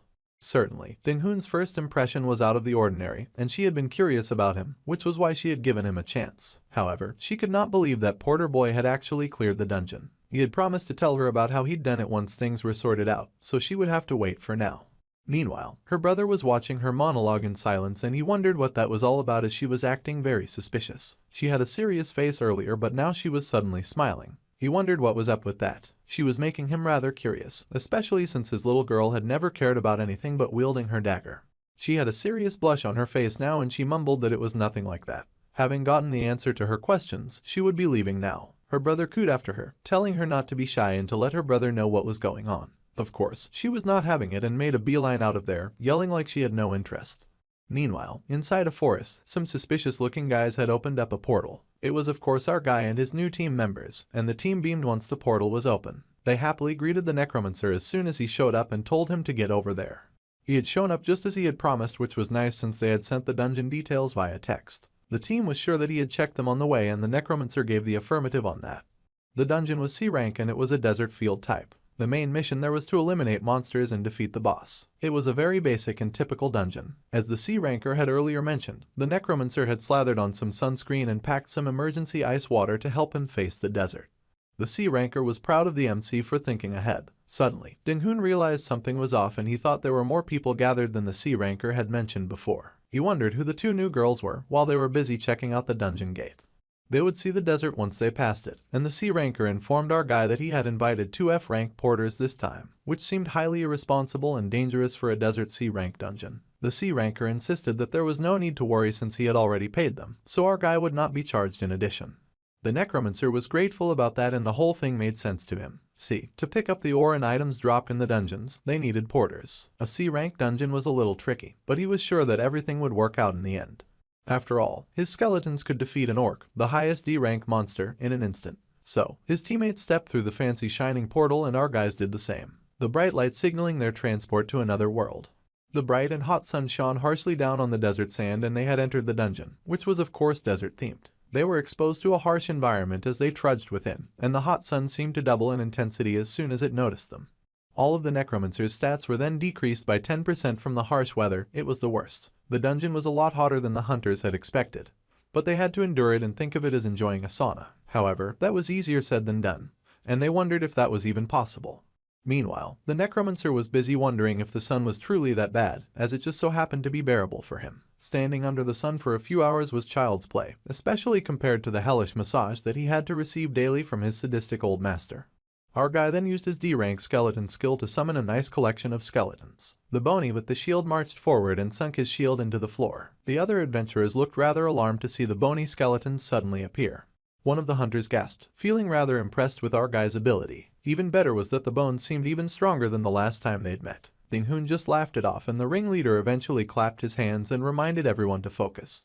The types of monsters here were scorpions and snakes. The team was not so happy to hear that they had snakes here, and the ringleader reminded them not to be scared of mere C-rankers. All the hunters needed to do was follow them closely. The porters were to pick up what they were told and to pass what they were told. Their job was very simple and very straightforward, and they understood. The skeletons marched forward as well, and everyone began the very hot journey through the desert as the hot sun worked very hard to deplete every one of their energies. It was so hot that the other adventurers could not take it anymore and wondered how much longer they had to keep walking. Then, the ringleader brought them to a halt and everyone stared at their very sandy location. The other hunters saw nothing in front of them and were confused about why they had stopped. Suddenly there was a huge shake and quake that had the place bouncing. With great alarm, the hunters watched a monster rise from the dirt. It was of course a batch of giant scorpion monsters, the very terrifying kind, and they cried out in surprise. However, someone seized a dagger and made quick work of the monsters that had appeared, slicing and dicing them. It was the C-ranker, and he was not scared of a few scorpion monsters. He yelled at everyone to get their shit together as this was just the first foe they faced for the day, and this was really not the time to be slacking off. They had to get into battle formation and get ready. The other hunters snapped back into gear and were ready to get to business. They each quickly took up their battle stances and rushed to fight the scorpions, whipping out their weapons. C-rank desert scorpions sure were formidable, and Ding-Hun watched from a safe distance, a thing that the scorpion did not see as strong as the orc that he had faced in the training grounds.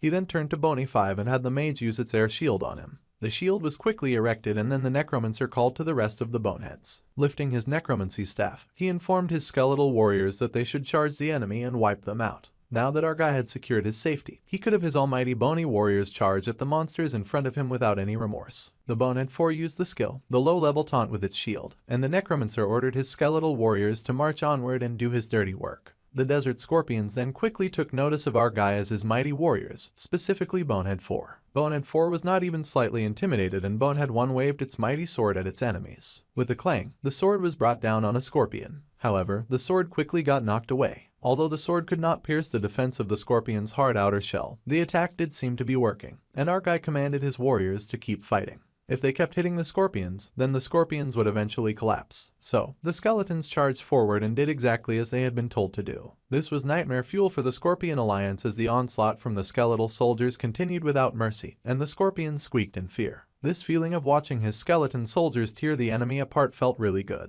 It was going much smoother than he had expected it to, and he could not help but smile. His C-rank teammate came over to praise the Necromancer and his skeletons. It seemed the MC had gotten a fortuitous encounter. However, the Necromancer tried to dismiss the praise, saying that he was able to do this because the ringleader and the others had already dealt with the largest group first. The C-ranker laughed that our guy had no reason to be so humble, and wondered if having a fortuitous encounter improved a person's personality. The Necromancer was pleased to be viewed favorably. However, anyway, he could not help but be wary of just how much his new teammate said the word fortuitous. It was mighty suspicious. On top of that, the other hunters were still bravely fighting against the scorpions, and Ding-Hun could see that they were all quite strong. He did not feel at all like this group needed to bring an E-rank hunter as a mercenary. They knew he was the one to receive the reward from the high difficulty dungeon, so things were starting to feel like a setup around these parts. However, because of the confidentiality contract with pairing, they could not openly talk or ask him about it.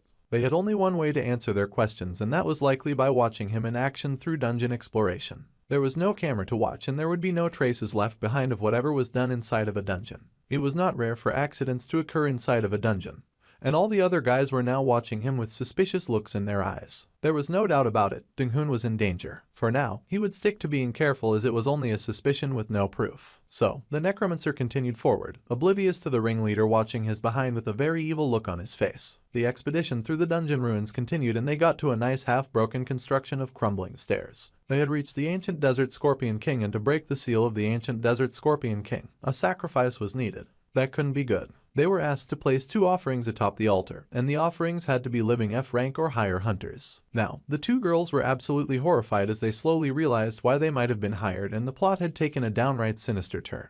Even the Necromancer was speechless to hear that they would need to offer up F ranks within the dungeon. There had been no mention of this when they'd invited him for the job, and suddenly someone hummed mockingly about how it was so strange that they needed to make offerings. The other sleazy hunters were laughing and asking each other how such a thing could come up when they clearly already had prior knowledge about this. They were the absolute worst as they wondered aloud how they could find any offerings in the middle of the desert.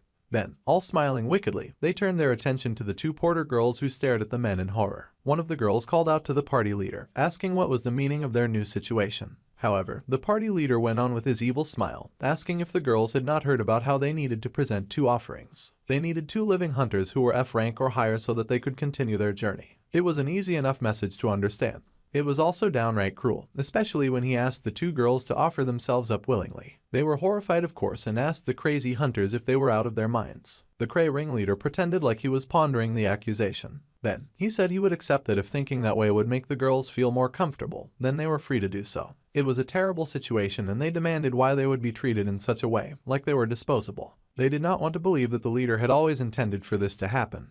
But his evil chuckle told them all that they needed to know. He was absolutely despicable, and he asked if they had not at least found it strange as he pulled out his dagger. He had paid the girls higher than usual and that they were such trash that they should have asked why anyone would use them. If they wanted to receive high pay, then they needed to pay a high price, and he was wickedly going to sacrifice them for his own gain. To the ringleader, that was just common sense. Meanwhile, Dong-hoon was trying to figure out when he'd ended up the sidekick to a low-class villain because this was not what he had signed up for. The Necromancer realized that if that guy was behaving like that in front of him, then it probably meant that the ringleader felt very confident that he could easily overwhelm the MC. This irritated Dong-hoon. Meanwhile, the ringleader laughed with his dagger out and told the girls to quit resisting and to hurry up and climb the altar. Suddenly, a hand appeared before the F-rankers, and the ringleader was quite surprised to see our guy step up and defend them. He was not amused and told the Necromancer that there was no need for him to get involved though. He asked if this meant that they were going against them. It seemed that the Necromancer was purer than the ringleader had expected. He asked if he was just playing the passing hero. The Necromancer told the guy to shut up and asked what his goal was. It did not make sense that the man had come to the mercenary guild just to hire one Necromancer and bring him all the way out there. The C-ranker laughed that the Necromancer was completely clueless. The Necromancer demanded a verbal explanation to at least confirm his suspicions. As the C-ranker had expected, the Necromancer must not have cleared that dungeon by luck. Just as Dong-hoon suspected, they had been curious about the fortuitous encounter that happened within the dungeon. They had no idea how the MC had somehow cooked and beat the top ranker Soil, but that was why they went so far as to bring him out to the dungeon so that they could find out. However, the sleazy guy confessed that they had no intention of fighting the Necromancer. That statement really amused the Necromancer because he was not buying it. However, they were rather sincere about that. They had invited him here to show him that they were the type to lack morals and honor, and they wanted to see if he was interested in joining their despicable crew. Of course, if he wanted to join them, they were going to have to give them some of what he had gotten from his fortuitous encounter, and he had said that word enough times that Dong-hoon was getting sick of it. The sleazy guy insisted that their team was fair when it came to distribution. The Necromancer thought their team was crazy, and not in a cool way. To summarize their despicable words, they were villains and they wanted him to join them. If he agreed to join them, then they wanted him to hand over his rewards. Well, it was a very difficult situation that Dong-hoon had found himself in, but he thought those sons of female dogs could go to the depths of the underworld. Immediately, Boney 3 was instructed to get useful. The skeleton with glowing green eyes hopped to it and pulled out its bow with the intention of wiping those nincompoops out.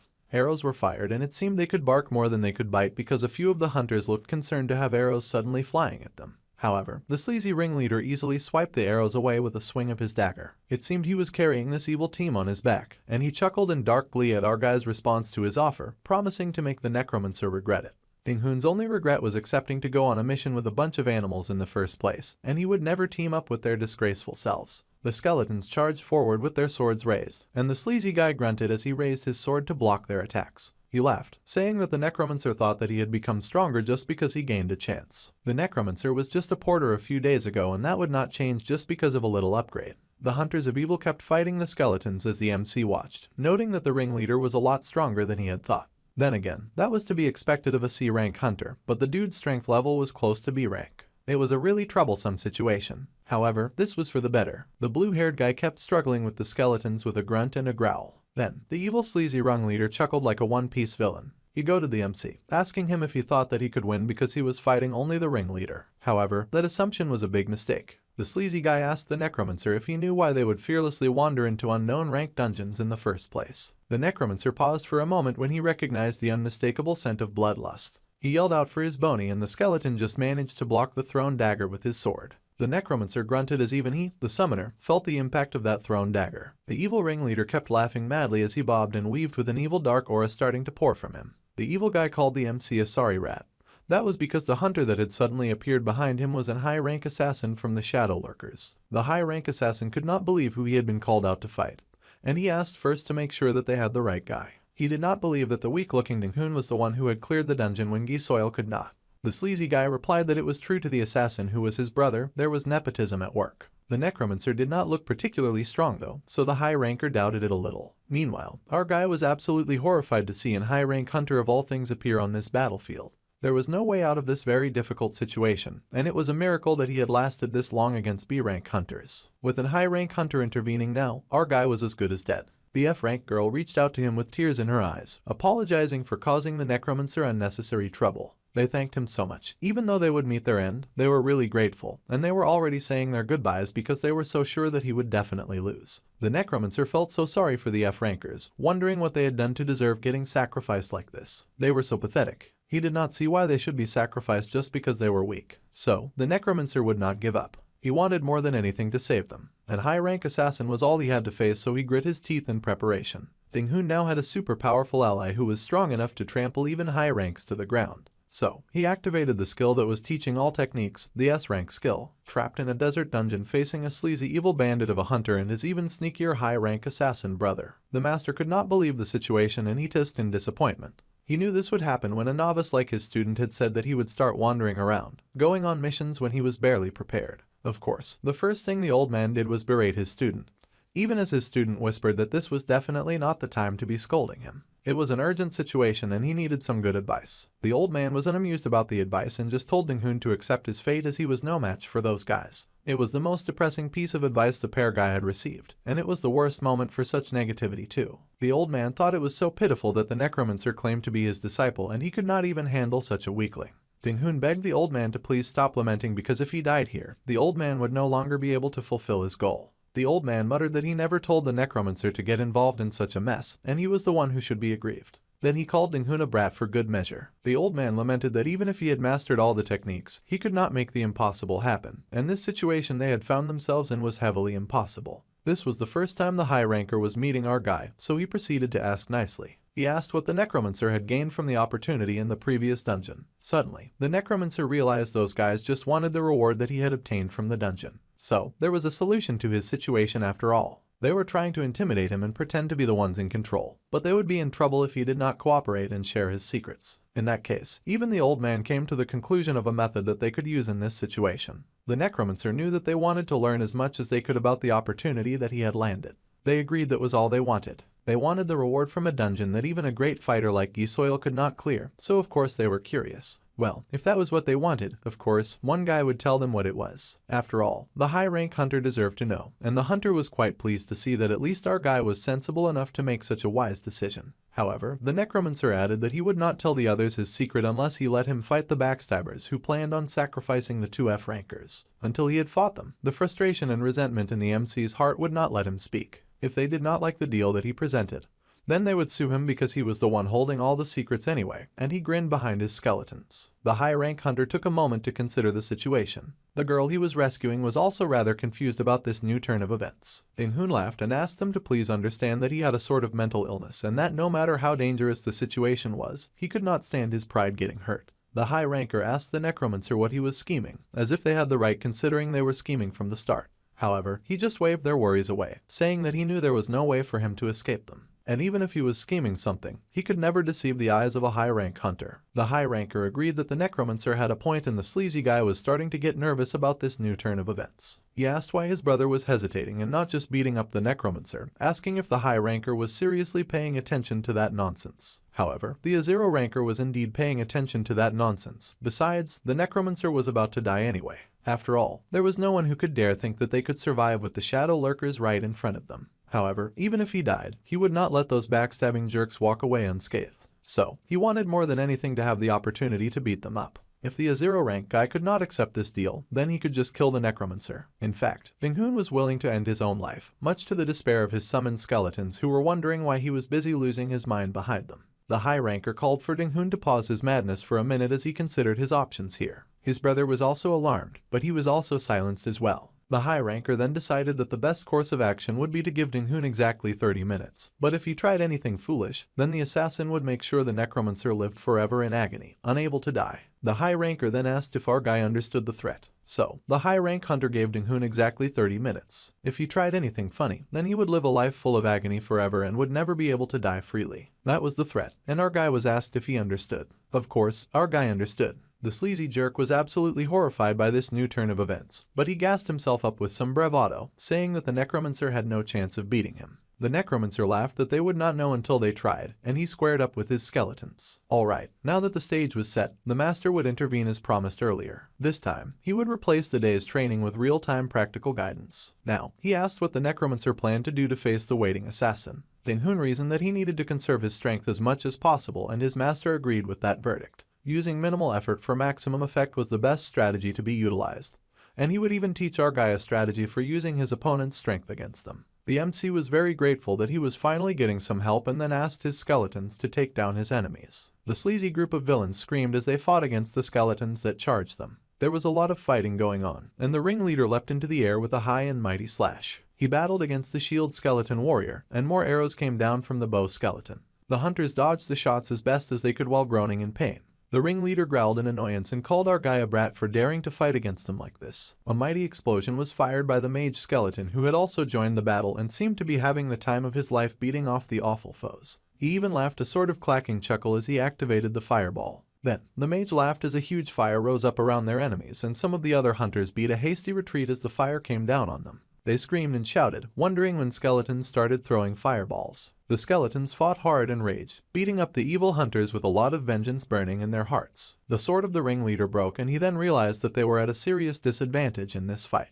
Cursing, he cried out as he was kicked backwards by a skeleton, shouting in pain as he fell. Their moves were flawless and clean, and at this rate, the Necromancer might win the battle. They could not allow that, and the rank guy's eyes widened when he noticed something. He felt a heavy presence suddenly at the dungeon entrance, and he wondered why he could suddenly feel that energy there when he should be outside and on the lookout. His sleazy brother fell to the floor with a groan of pain, and then he also noticed something odd. He had fallen at the Necromancer's feet, and Ding-hoon towered over him with a glare on his face, looking pretty cool in his dark clothes. The sleazy C-ranker cursed as he edged backwards, asking the MC not to dare to come any closer, and then he begged for the Necromancer to spare him. The fighters were too weak for that to even count as combat experience to the old master, but it was a good start. The Necromancer assured his master that he would get real combat experience with that assassin. The old master chuckled and told our guy not to get cocky. He would have to put everything on the line if he wanted to win against the high ranker at his level. However, the Necromancer had already put his life on the line from the start. He called out to Bony One but paused when his eyes widened. Suddenly, he noticed something too. A presence of someone striding towards them while wearing a long and flappy cloak. Something was coming. The old master groaned and called his student a fool, as another like that assassin had joined the field.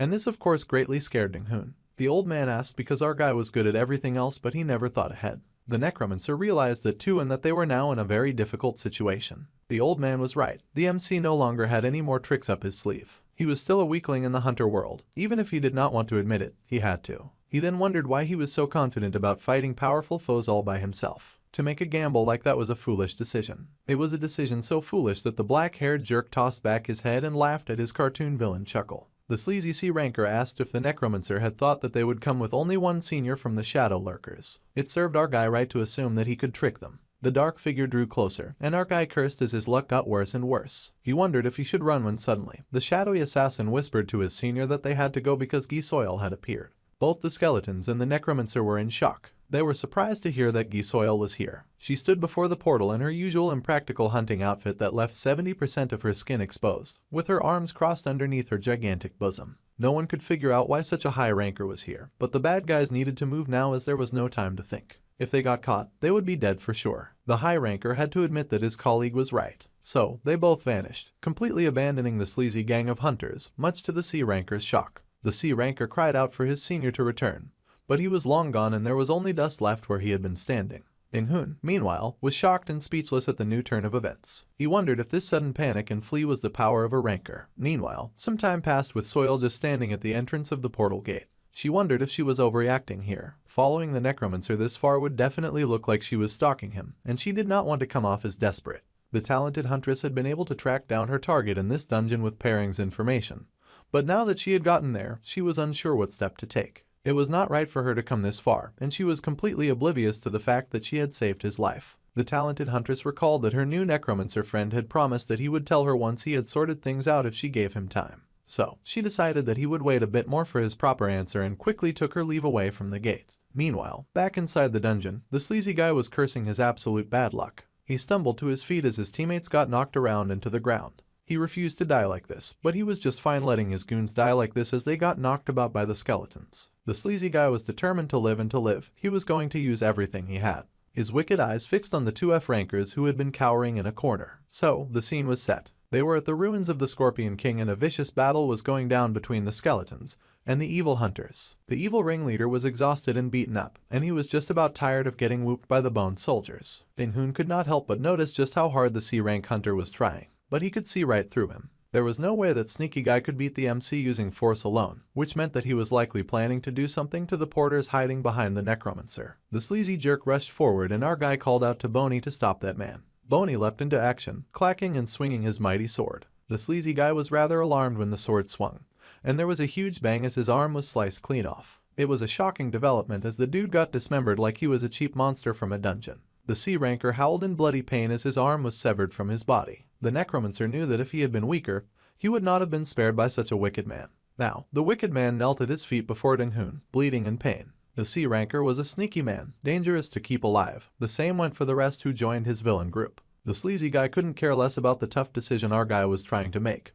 He screamed and cursed at him, calling him a rather unsavory name. He felt that the Necromancer thought that he would just lie down and take this abuse. However, the sleazy guy still once again leapt to his feet. He charged, screaming bloody murder, as he raced for the MC. There was another well-intended slash by Boney, and this time it aimed for the wicked man's legs. The gore was immeasurable, and the man screamed again. The pain was intense, and he gritted his teeth to fight back his howl of agony. However, it was not enough, and he crumpled to the floor once more, screaming and crying from the pain. The wicked man cursed at Ding-hun again. He cursed and screamed as his body bled, asking why the Necromancer had to appear before him and curse his life like this. The Necromancer then asked what the C-ranker was talking about. He was the one who had appeared before him. He was the one who decided to recruit and then blackmail the Necromancer. Ding-hun had very little to do with this unfortunate encounter. The wicked man gurgled in pain and then slumped with his neck exposed, telling the Necromancer not to waste any more time. The C-ranker accepted his defeat, and he wanted to die already, rather than live enduring the pain of his failure. The Necromancer considered that, however, he smirked wickedly and told the wicked villain that he would not be dying so easily. The wicked man grits his teeth and he curses at our guy, calling him some awful names. He screamed and cried for the Necromancer to just kill him already, annoyed that he had to go to these lengths just to beg for death. However, the C-ranker's hand was suddenly grabbed by one of the skeletons. The man groaned and whined in pain, asking what the bony guy was doing.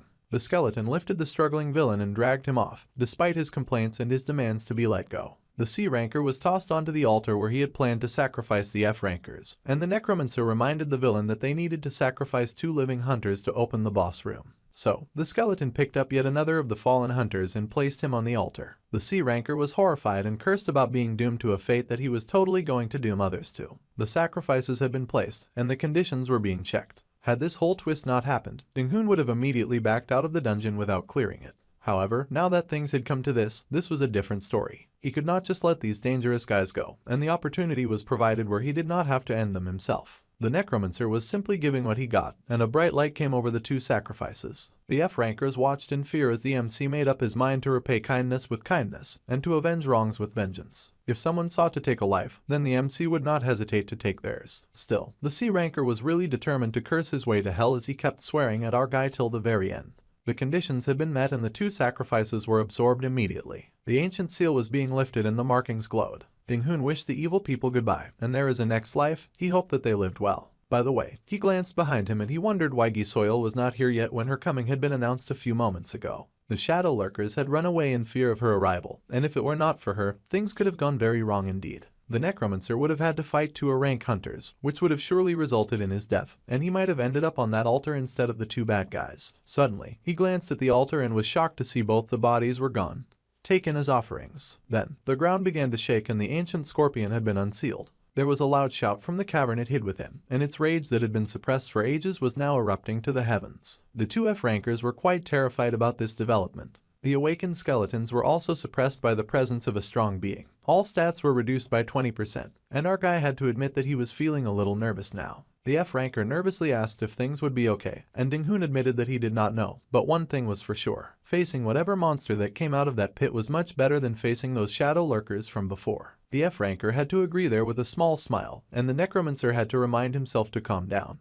He just had to do what he was trained for. The master laughed in amusement at his disciple, amused that the Necromancer intended to handle such a lowly creature without his help. The Necromancer was horrified to hear this news, and the old man went on to say that if our guy could not handle something like that, then it was better for him to just die. Ding-hun was horrified and told his master not to joke around with such a serious face. However, his master insisted that he was not joking and that he would indeed be off. He also reminded the young lad not to forget to summon him the next day. The Necromancer was shocked to see that his elder was truly leaving. The duration of the skill teachings of all techniques had ended, and the Necromancer was horrified to learn that the time limit was up already. He had wasted too much time fighting those nobodies and now the Scorpion King was rising. It appeared from the cavern with all the rage and resentment that it was said to have, and giant pincers intending to do maximum damage. It glared at our guy with hatred and he gulped in fear. In the end, he would have to face that thing by himself, so he could only ask the great beast to come at him. Ding-hun was terrified as the scorpion monster approached. The skeletons stood at the ready with their weapons drawn, and they all sat prepared and waiting for the monster to show itself. The Necromancer was wary, hoping that of all things it was not an attack coming from underground.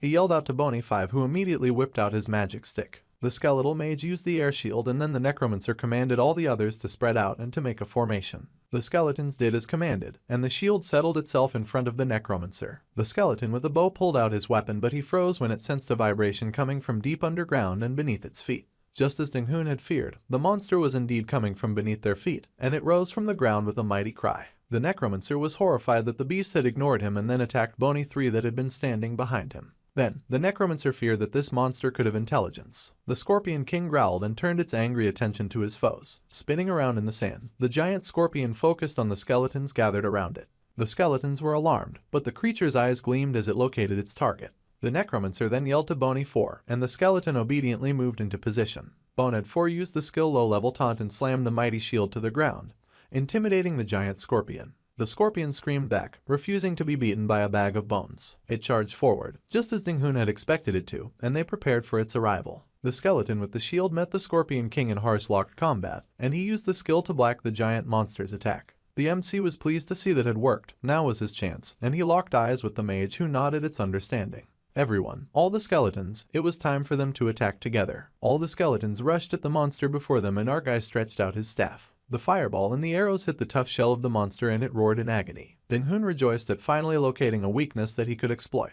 If the monster has a weak point that was not even necessary, cause no enemy could triumph against a gang-up. The scorpion growled in rage and roared in anger, swinging its tail left and right. It was still putting up a rather harsh fight and the skeletons braced for combat. Although it was quite difficult to fight the large monster, their attack had been effective. They were finally inflicting damage on it, and it was bleeding from a few of the wounds they'd created. Ding-hun cheered on the skeletons, telling them not to worry if they died, and to just keep attacking. The skeletons clacked their agreement and our guy considered his options. He only had 50 energy left, so he had to make it count. As long as he had the energy left to summon skeletons, then his skeletons were basically invincible, and the idiot did not spare a moment to consider leaving behind energy to crawl through the desert once he had won. The scorpion was not the only thing getting brutalized out there, and the skeleton took a sharp pincher to the face as the giant lashed out. However, no sooner had the skeleton died than Ding-hun smugly summoned it again.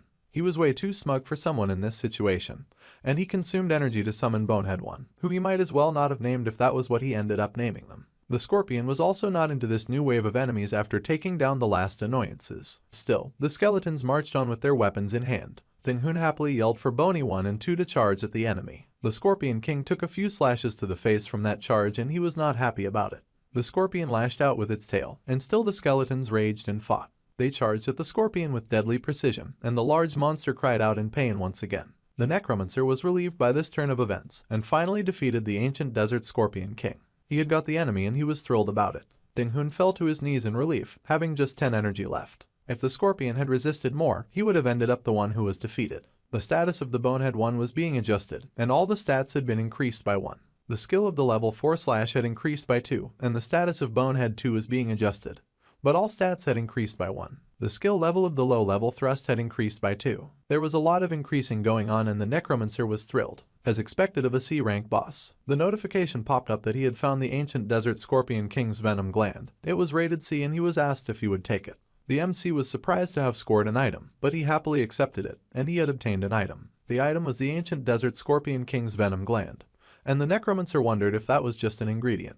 The essence of the poison of the ancient desert Scorpion King that was hidden within its tail. There were about 20 types of very toxic poisons inside of it. Effect 1. The venom gland could be used as an ingredient to make equipment. Effect 2. It could be used as a skill ingredient. This excited one of the skeletons who clacked very noisily about this news. The Necromancer noticed, and the Bonehead reacted to the venom gland. A hidden condition had been fulfilled. The arrow Bonehead could not make poisonous arrows if he got the venom gland. A poison attribute skill ingredient that was D rank or higher. Ding-hoon was shocked to learn that a skill could be unlocked in such a way. He finally understood why the Dark Lord always said dungeon. Dungeon. The notification asked the Necromancer if he would still learn the skill Poison Arrow. Of course, our guy was only thrilled to learn a skill like that. The status of the Bonehead 3 was being adjusted. It had learnt the skill Poison Arrow, level 1. The Necromancer was congratulated for clearing the stage of the ancient desert Scorpion King. He then received the clear reward. A bright light shone on Ding-hoon's face, temporarily blinding him. The bright light shone and so did the trees. The F-rankers and Ding-hoon had been transported outside of the dungeon, and the F-rankers cheered with joy at being saved. They were so NPC-coded that it was easy to forget that they were still stuck in that dungeon with the Necromancer. The porters happily thanked the Necromancer for his aid, and they said they would never forget this. He laughed and waved, saying that they should just think of this as a good lesson, and from now on, they should not go anywhere just because they were offered more money. The F-rankers happily waved our guy goodbye and he waved as well. He was at least happy that that had been sorted out well. Then, it was finally time for the greedy Necromancer to happily check out his rewards. He had successfully cleared the dungeon and that entitled him to the item of B rank, a trace of the ancient desert. The Necromancer had obtained the item called the Trace of the Ancient Desert. It was a B rank skill and it glowed golden in his hand. This was a key. A key had magically appeared in his hand. Ding-hoon stared at it in surprise and he was informed that it was a key to uncover the secrets of a hidden relic. It could unlock the dungeon Ancient Desert, and it was bound to the hunter Ding-hoon. The Necromancer then realized that this was some sort of linked dungeon or something. He was not sure about it, but he did not have time to dwell on it thanks to the river of dark locks approaching him. The Necromancer was standing by himself, wishing that someone could explain the situation to him, and who should appear but Gisoil, as if she was summoned or spying. The MC turned in surprise to see the Dark Empress standing behind him. He coughed lightly with a small smile and said that it had been a while. Our guy had asked to be given a little time to gather his thoughts, and she figured they should all be well and properly sorted by now since he was now going in and out of dungeons. Besides, if he did not come back, she would think that he would probably never seek her out. Ding-hoon was alarmed because her words were true. He had completely forgotten about her. Laughing nervously, the skeleton shook its head at him. The Necromancer was unsure how to proceed and wondered if he ought to tell her the truth about his new powers. Then, he also wondered if he should mix some lies in. He glanced at the sword at her side and recalled that things would be bad if she caught him lying. Gisoil also looked rather murderous herself, so that was not a risk he was willing to take. So, the MC decided that he would just tell her the truth since he figured that would be much more beneficial. So, he gulped but recalled that he was just a novice hunter who supposedly knew nothing about the world. She would have to be gentle with him. If he could use this as an opportunity to build a connection to a ranker, then he must seize it. So, he sighed and agreed to the Dark Empress' demands. She said that she wanted to know how he had cleared the dungeon and the reward that he had gotten from it. So, he would tell her everything. However, he only had one condition when it came to sharing this information with her. She was surprised to hear that there was a condition. First, he needed her to protect him until he grew stronger, and she was surprised to hear such a request. The Dark Empress asked if he owed someone a debt or something. However, the MC just admitted that he just had some bullies that were after him, as he thought of the high ranker. Then, the talented huntress asked what was next, since he said first so there should be more. Then, he reminded her that he was a rookie, so he would happily learn from her, if she would be so kind as to teach him what she knew, within reason of course. For instance, he knew very little about the dungeon key that he had just obtained and he showed it to her. Soil was surprised to hear this and she pointed out that Ding-hoon had received a medium.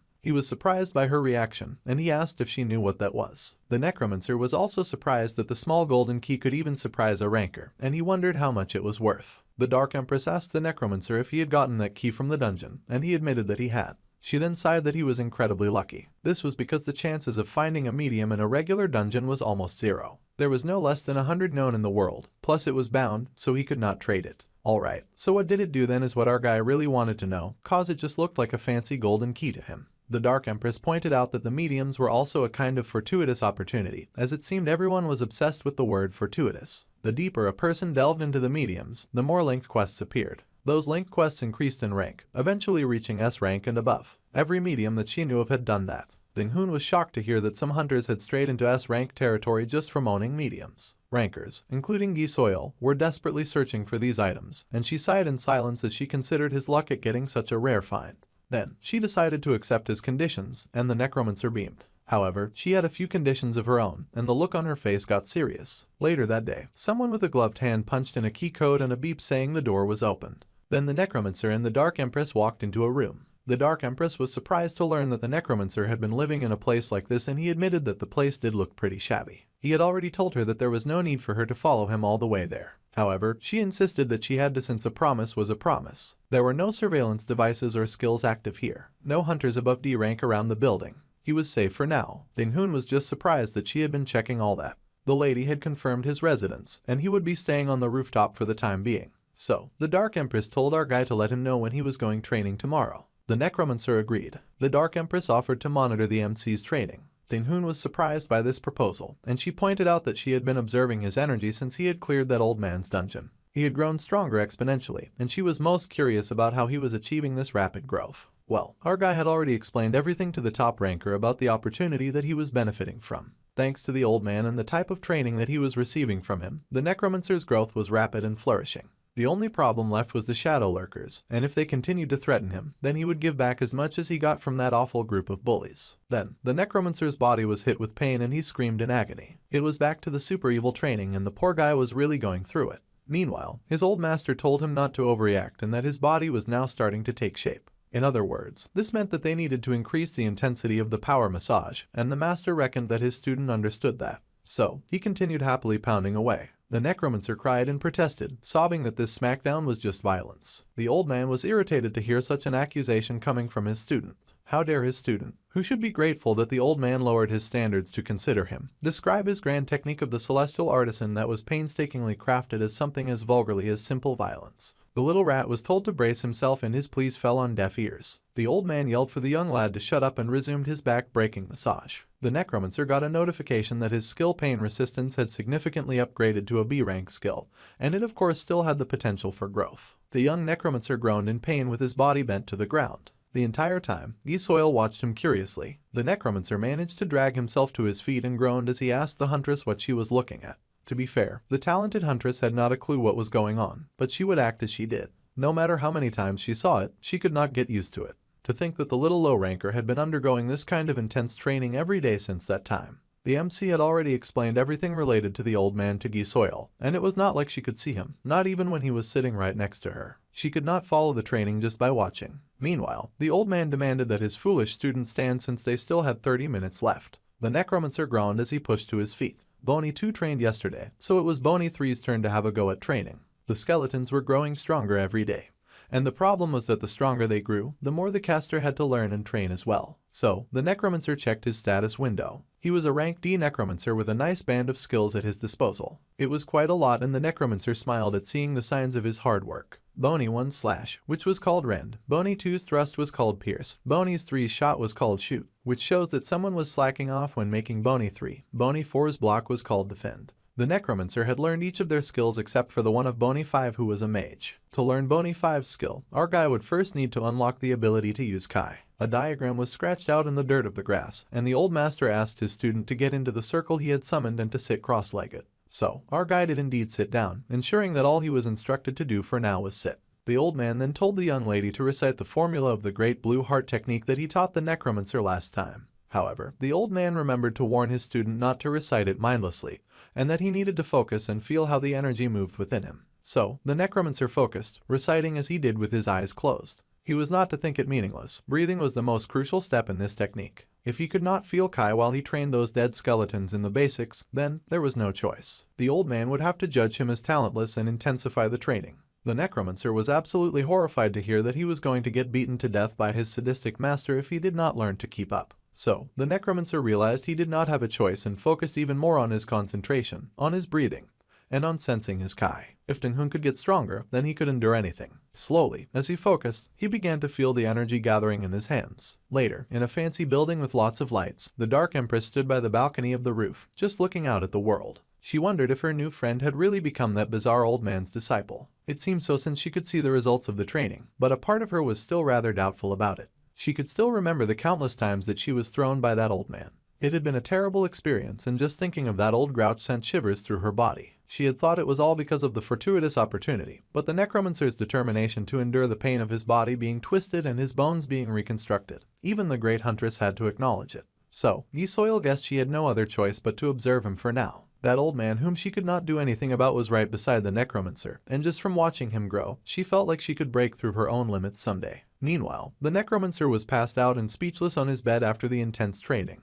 As the Dark Empress wondered how far he would grow, and found it exciting, the poor Necromancer was sweating buckets. Meanwhile, at the Shadow Lurkers' headquarters, in the room of the CEO, there was wine poured into a sparkling glass, and a few Shadow Lurkers stood in the room, sweating bullets. So, someone of great importance heard that his Shadow Lurkers need support because of Yi Soil. The rank Shadow Ranker nodded that was correct. The CEO hummed as he considered it since they were not keen on interacting with the pairing guild either. He was the owner of the Shadow Lurkers and ranked the 92nd in the world, with the alias Hellhound. His name was Nick Jacken. The rank Shadow Lurkers bowed, saying that he apologized. He should have dealt with it before Yi Soil intervened, and Nick drummed his fingers on the table as he considered his options. He wondered if it was really an opportunity that would let him hold the rankers in the palm of his hand. Somehow the high ranker was convinced that this was so and said that seeing as that difficult woman, Yi Soil, was taking interest, then he was certain of it. The Hellhound had to admit that the offer was tempting. Then, a finger gun was made and someone immediately appeared, asking if she had been called for. The Hellhound asked the mystery lady for the Shadow Lurker's schedule, and she said that they were fully booked for the next month. So, the old CEO hummed for a moment as he considered his options. Zhu Dinghun was the one they were considering, and he asked what the Necromancer's rank was again.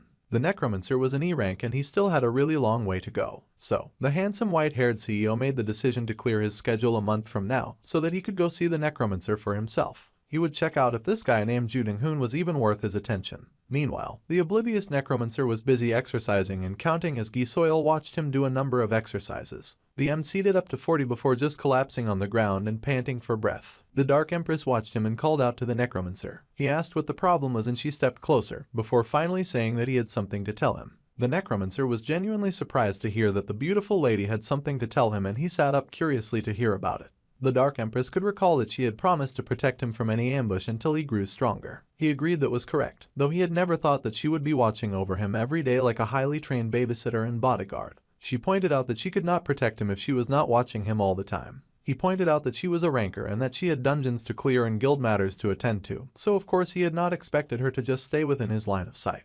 That was why she was telling him this now. She had been watching over him for about 2 weeks now, and even though she had been neglecting her guild activities, there were still things that she needed to do. So, the Necromancer now had 2 options to choose from. He could either follow the ranker around for 6 hours and they could go on a little well-deserved break, or he could use the key, the medium that he had obtained after clearing the dungeon back then. It was then that the Necromancer even recalled the existence of the key, and he summoned the rare item that was the trace of the ancient desert, a key to uncover the secrets of a hidden medium. Mediums were bound items, meaning it would be a solo dungeon and it might be safer for him to be inside the dungeon rather than being with her, since it would be a place where even rankers could not interfere. However, the Necromancer was hesitant since it was supposed to be a B-rank dungeon. He figured that it would be more dangerous inside the dungeon, and the ranker smiled. She told him that was not really the case, and that he might not realize how much he had grown. It could be a good opportunity for him to check his new strength, and from what she could see, he should be able to clear it with his current strength. The Necromancer blushed at her kind words, and he wondered if he had just gotten praised by an awesome ranker. As an abnormal Necromancer, no one acknowledged him as an E-rank mercenary, and it had all been very depressing. He couldn't believe that he was finally receiving someone's recognition, and he gripped his key tight. It was indeed a good idea, and he beamed that he would with the second option. The ranker had guessed that he would, and he pointed out that there was no reason to hesitate since he had finished his morning training anyway. Then, she asked him to infuse his energy into the key to activate it. the dungeon would then appear. So, our dude gripped the key in his hand and infused his energy within. The key began to glow and a grin appeared on his face as it lit up. The notification asked if he would like to open the dungeon of the ancient desert, and he was warned that this would be a solo dungeon. Of course, he was ready and he told his babysitter that he would be back soon. The proud ranker could only just smile and nod at her sweetheart as the golden light enveloped him. Then, Donghan smiled as the glow increased and transported him to the dungeon. His feet landed on the sand and this was the ancient desert, where he had discovered the pyramid. The Necromancer activated his skull staff immediately and summoned his skeletons so that he would not be caught lacking. There was no need for him to rush and think logically, the dungeon would be inside the pyramid. So, he commanded the Necromancers to maintain formation and to keep up as he had no intention of digging for bones in a desert. The skeletons nodded as they marched after him. As D ranks, they were bound to be too weak for this B rank dungeon, so they had to fight like the weak, in large groups and large numbers. They got into the dark cave of the pyramid and progressed their march. It was a little easy to get there, and our guy stepped forward. Then a notification informed him that it was discovering a connection between the dungeon and the hunter's profession. The dungeon then began to transform and Hunwa was not allowed to exit the dungeon. His eyes widened in worry at this news, and the door behind them raced to close shut. He had completely dropped his guard and got caught for it. The door slammed shut behind them, and the skeleton with the shield protected our guy from the blast of blue light.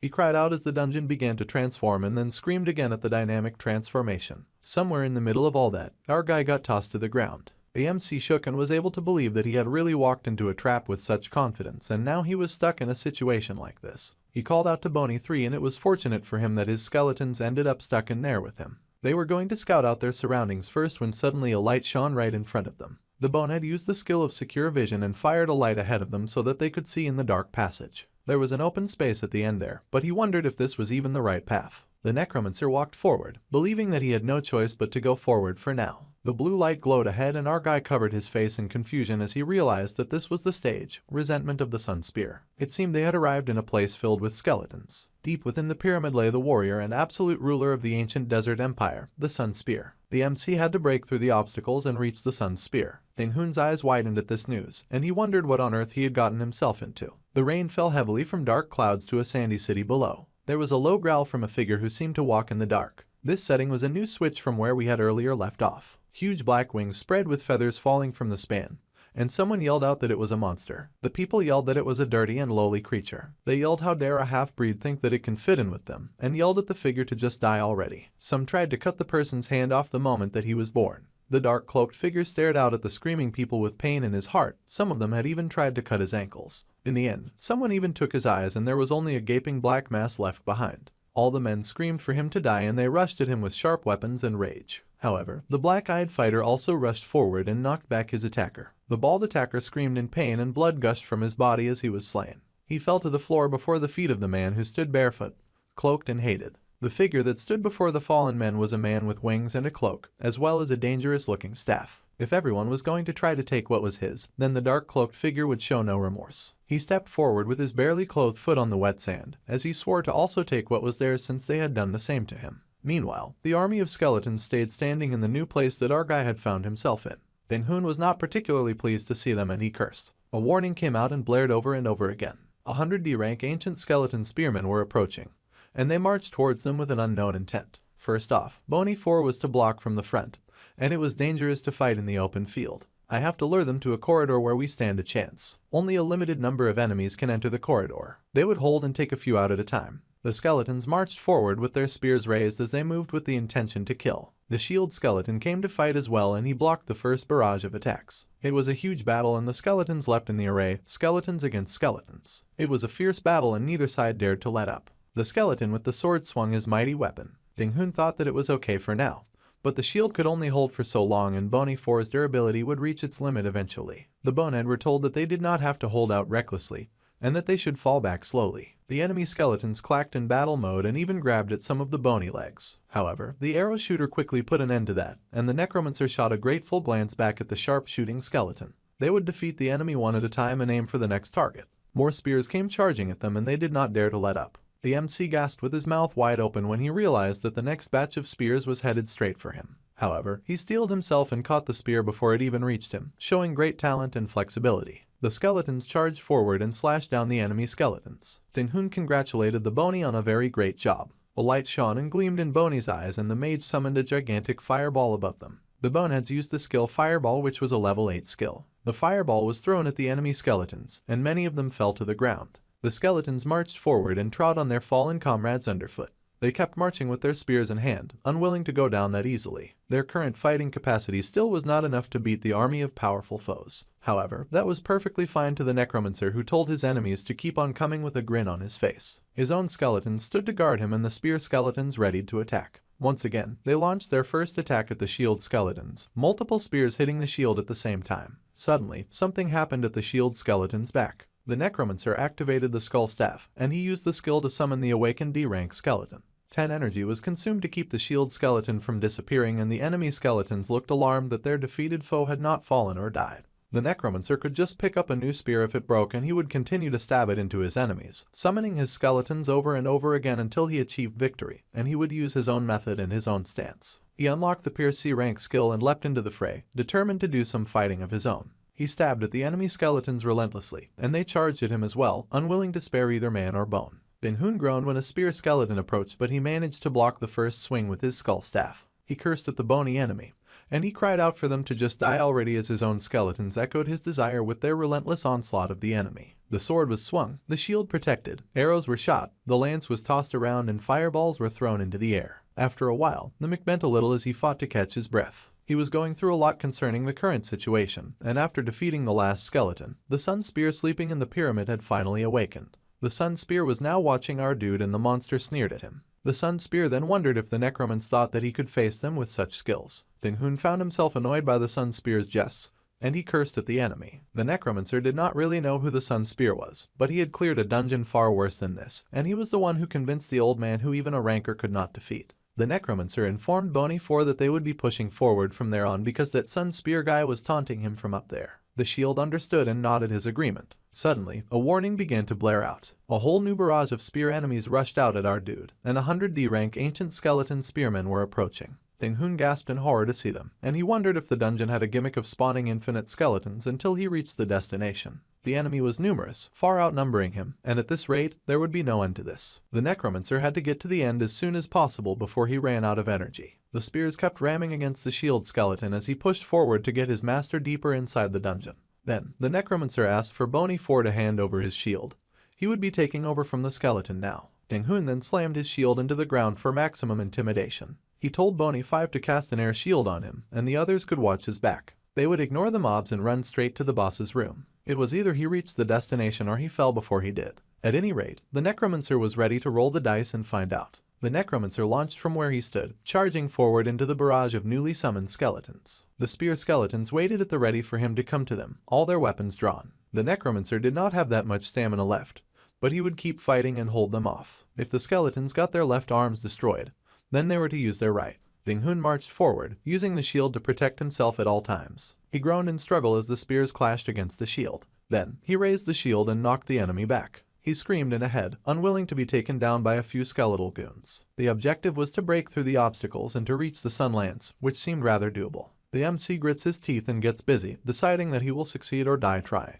He knocks skeletons around left and right, determined that he just needs to touch this Sun Lance thing. The skeleton with the sword swung his sword. The Necromancer kept marching, taking down the enemy with each step forward, as he commanded his comrades to run. They needed to run as fast as they could. They just needed to get forward just a little more and could not waste time fighting NPCs. They just needed to get a little bit further, and then a bright light shone ahead of them. The Necromancer groaned as he fell over and the Sun Lance mocked him. It called him a pathetic human who was challenging him with such pitiful skills. Humans were surprisingly weak despite being so lowly and cunning. The Necromancer cursed, wondering what the jerky Sun Lance even knew. The MC was just an E-rank hunter after all, and he had greatly improved his skills recently. The skeletons kept marching forward and he cursed as he still had so many foes to fight. However, his skeletons were not given up and he was not about to throw in the towel either. However, Ding-Hun did wonder when this endless assault would come to a close. The skeletons kept up their guard while fighting these enemies as they swung their powerful weapons. But they couldn't fight for so long and Bony 1 took a spear to the eye. Fighting now would surely spell death for them if they carried on like this. Ding-Hun just needed to focus only on running, and he cursed at the dungeons. The more our guy fought, the darker his thoughts became with the fighting and the struggle, and he cursed at the dungeon and the situation he was going through. A long time later, the MC was huffing and puffing as he looked upon the huge pile of skeleton bodies before him.